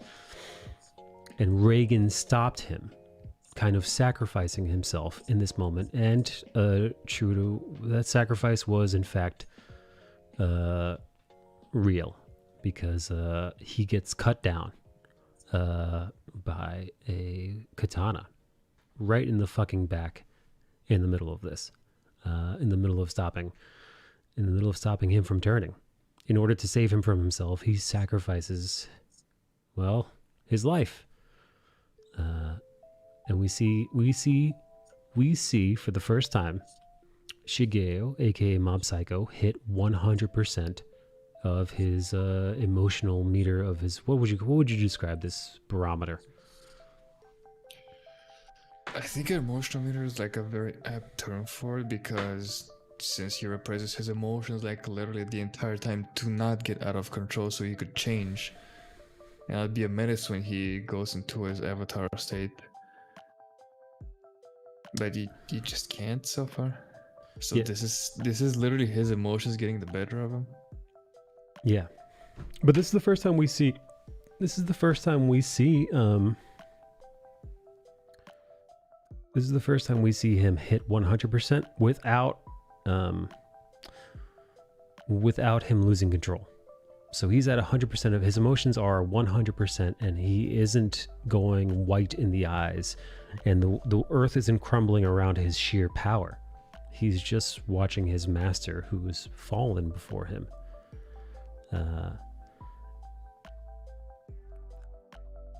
He doesn't want to hurt anyone. It's at that moment his master gets up as if fucking nothing happened to him. He gets up and he's like, "Oi, that fucking plastic katana, right? Be kind of flimsy." A katana that had been used earlier in this fight to strike down people, to destroy objects.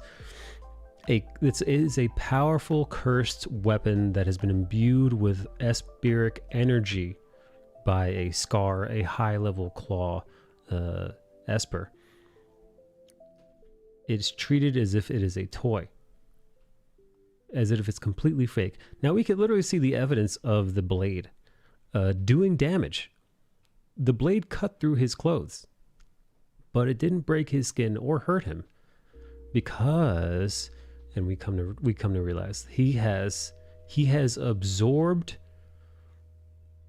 a shitload of Shigeo's power, perhaps all of Shigeo's power, which so he, imbued with this new power, renders the majority of their attacks, renders him impervious to them. So he picks up this incredibly cursed, incredibly powerful object, and he snaps it like a twig and calls it plastic, because it was plastic at the beginning.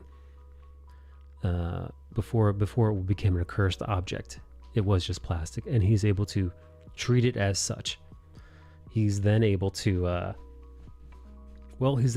immediately punch away the spirit capturer, the Esper whose abilities are able to make spirits bend to his whim and control them, the spirit wrangler.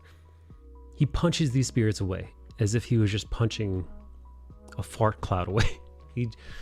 He treats them like they're nothing, just whispers of things.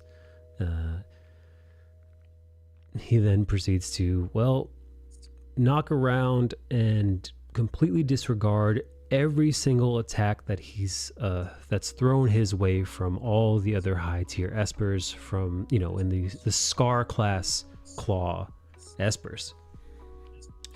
He like a hot knife through butter. They give him absolutely no resistance. Yeah, at this point, it's just him fucking playing around with them. Yeah, because he just walks up and just punts shit away. He's like, "Oh, this is a fun type. Oh, this is a fun type. Wow, I'm feeling kind of healthy today." Right. And meanwhile, we understand that he has absorbed the 1000% that Mob was about to unleash. There you go. There you have it. And we also come back to another lesson he taught Mob, is that sometimes it's okay to run when shit gets tight. And it's like the very first thing you learn in self-defense class. It's like, if you can run away, you fucking run away. Right. And him and Mob unknowingly transferring his current power to Reagan was him running away from the fight because he doesn't want to fight. Yes. Yeah, you're right. Essentially, Mob ran away. He was able to lend his power to Reagan in order for him to take charge as his master. And again, we see Reagan. Once Reagan realizes that none of these Espers are any threat to him whatsoever, he starts to try to reason with them, like he always does. He starts to try to bargain with them. He starts to try to convince them. Well, he is a con man. He starts to try to convince them to lay down their arms, that they're really not all that special. They're not all that dissimilar from Taruki when Mob met him. They thought that because they have psychic powers, that they're better than everyone else, that that they should be held in higher regard than every other human on the planet, and that they should be in charge, right? Supremacy is the name of the game here, and they think their power makes them strong, makes them better. And Reagan, who's actually been dealing with Mob this whole time, who's been instilling the values of you're not greater than, your psychic abilities are just a mere part of you. It doesn't make you better or worse than anyone else on this earth. It's just you can do something that other people can't do, and that's it. He actually managed to instill. Yeah. Yeah, say it. He also proceeds to roast the claws, like, oh, what is this? Another toy? First it was a toy sword, now it's a toy gun. What the fuck is this? Like, grow up, you're an adult. He walks up to the other guy, he's like, what's the circle on your forehead? And he's like, what did he show up as? They're like, oh, so this is just show, this is not to protect, this is useless. Why are you walking around like a costume? He roasts them so hard and reasons with them on such a level that he pulls them out of their delusions. He's actually able to reach them. He's actually able to bring them back to reality, reason with them, except for this old piece of shit. This old motherfucker starts screaming and shrieking, almost like an effeminate very like an effeminate child. This old man I starts mean, to. he sounded so feminine. I thought he was a girl, and I was expecting to see a girl. Yeah. But turns out, no, he's just an old fart. Unfortunately, when this guy starts going Super Saiyan, everybody there on the Mob Psycho team, including Reagan, is tapped out. They have run out of juice. They have nothing and no one. And this guy is just getting started. At that very moment, the Deus Ex Machina that we see is one from the ginger-haired kid who we saw earlier. Briefly, very briefly earlier, shows up now. And he shows up and incapacitates him. He well, in a not too dissimilar way than Mob earlier, rejecting and reflecting one of the Scar's attacks back on him. This kid does something very similar and creates kind of an anti-gravity attack against this gravity wielder.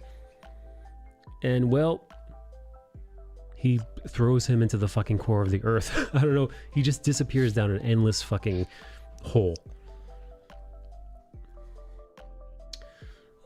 Now, this line here, I was to inspect the place and take anyone who seemed useful back to HQ.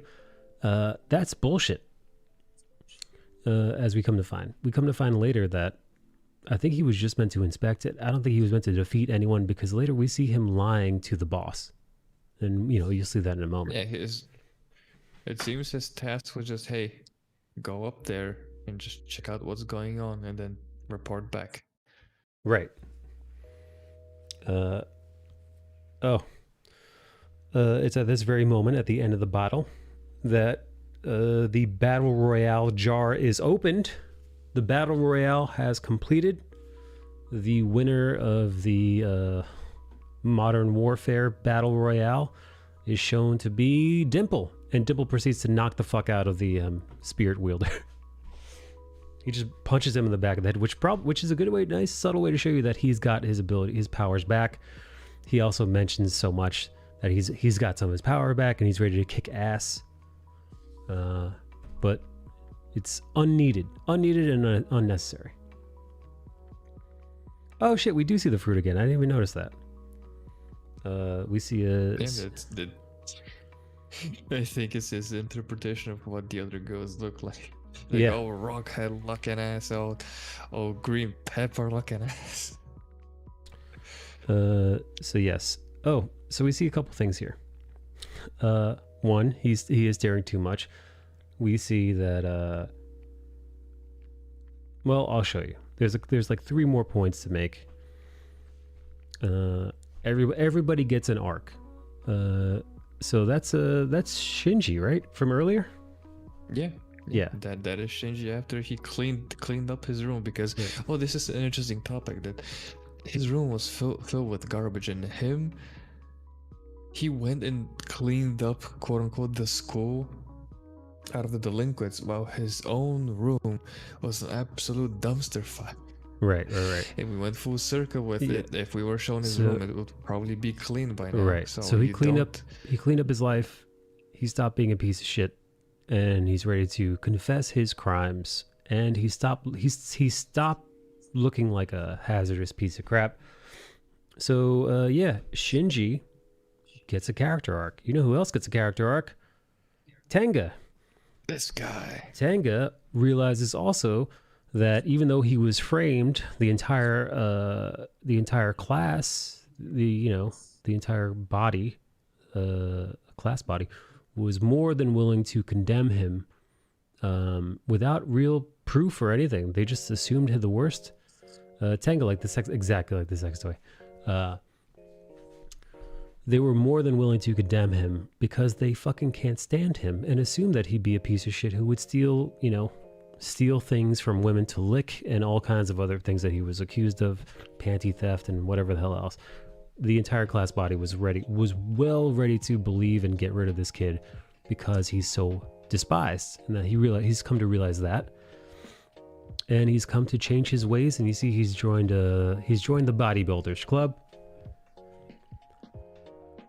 And we see Mob is also still at it himself. What else? one of the last things that we see is Reagan can now see spirits. Ever since he got a little taste of Shigeo's power, he now can see spirit things. He can't do anything else. But he can do this thing. Yeah, here's an interesting point about Onigawara joining the Body Improvement Club. That's a story that's repeating itself almost every time someone who was struggling with something in their life, whether it's like mental or maybe physical, maybe they're very out of shape and they wanted to change. You will almost always see them like hit a drastic improvement after like X amount of time in the gym. It's something about working on your body and seeing those results that helps you clean whatever mess you want to clean within yourself. And that's what's happened with Onigawara. He's like, he pumped some iron, and then now he's a lot cleaner as a person. Flash. Well, this is a jump cut to the ginger kid who helped kind of destroy this division of Claw. We see him on the phone with his father, telling his father that he essentially gives his father the breakdown of what happened, but not the truth.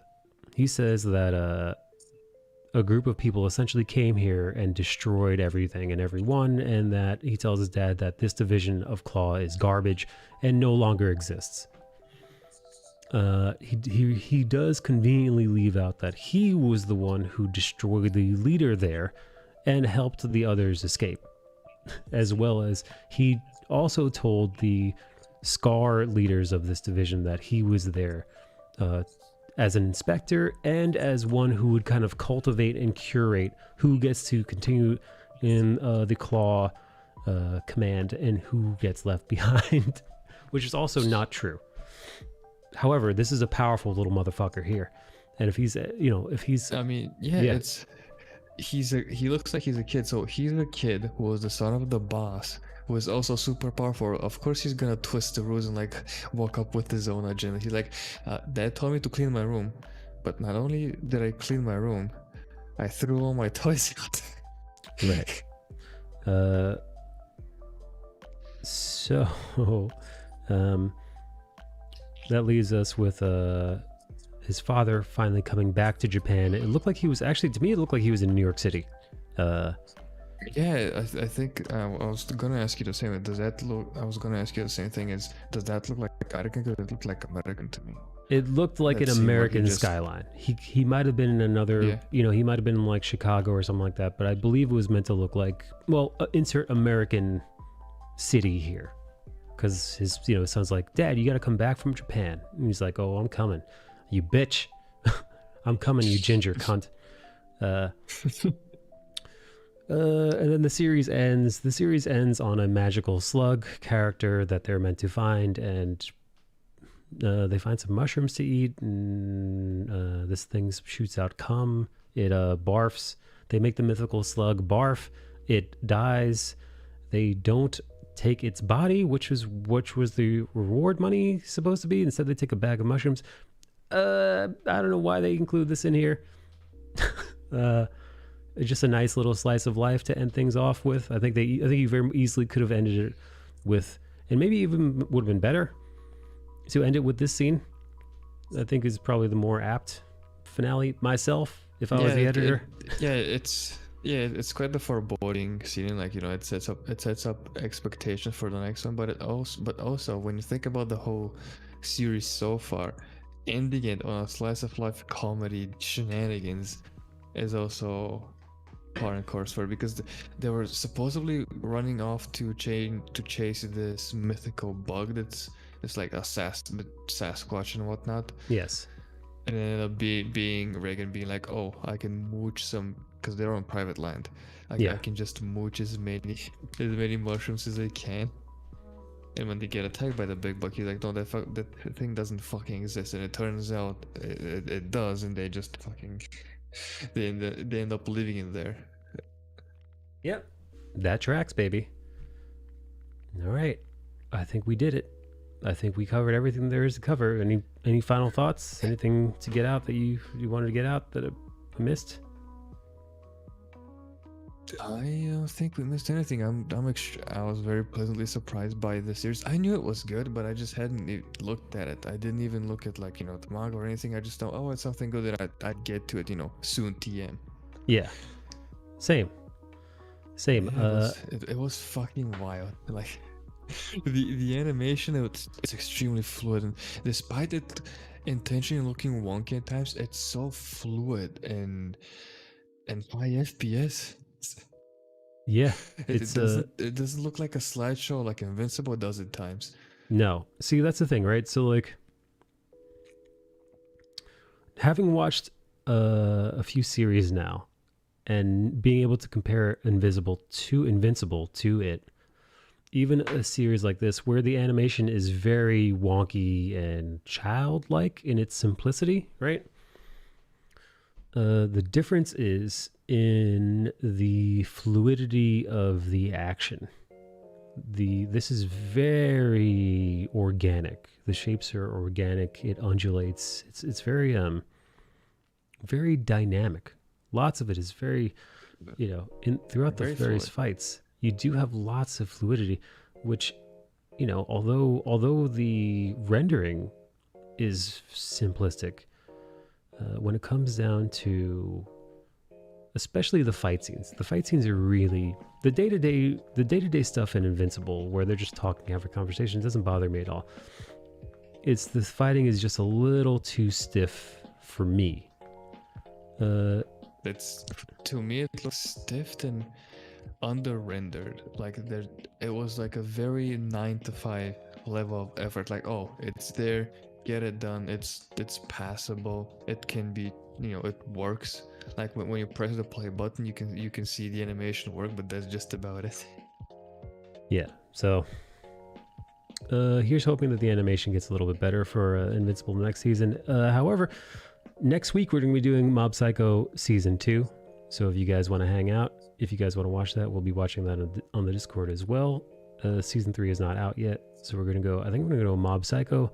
Do you want to watch any of the? Is there a movie? There's some OVAs available. There's some extras, and I need to look into what they actually are because they look like some side story shit. Yeah. And I not don't care about that. necessarily a continuation. Right. Yeah, and the third season of Mob Psycho was announced, I think, a couple of weeks ago.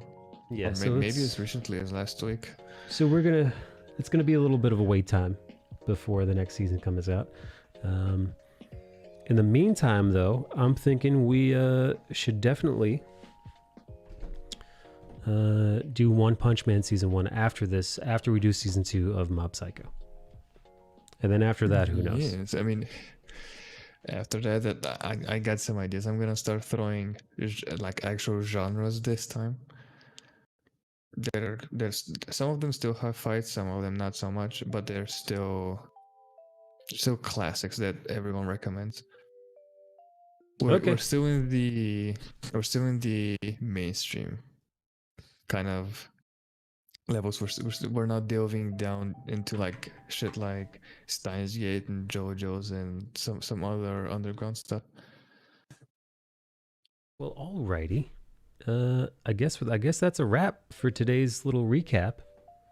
Appreciate each of you guys for being here. Thank you guys for watching with me. Rum, please Steins Gate, says Rum. We'll take it under consideration. Maybe what we'll do is I'll do like a Discord like community vote. Maybe I'll That'd do be interesting. And then see what everybody has to think. See what people are recommending. See what kind of responses we get. Bill, thank you for being here. I appreciate you guys. I appreciate you, chat. Hey, whoa, Mugu. Thank you. Wow, dude, you stayed for the whole thing.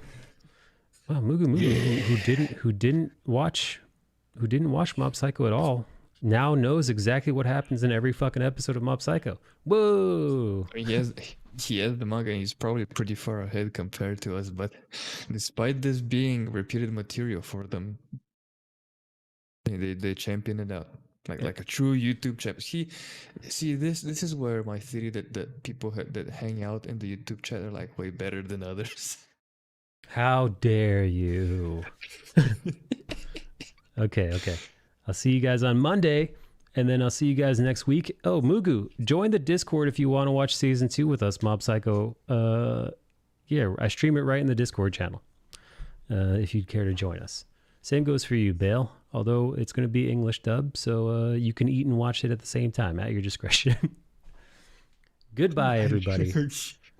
Have a great weekend, everyone. Have a good weekend, everybody. Okay. Wait. One last thing. What's the name of the character with the great ass again? Tsubami. Tsubami. Tsubami's got a great ass, you guys.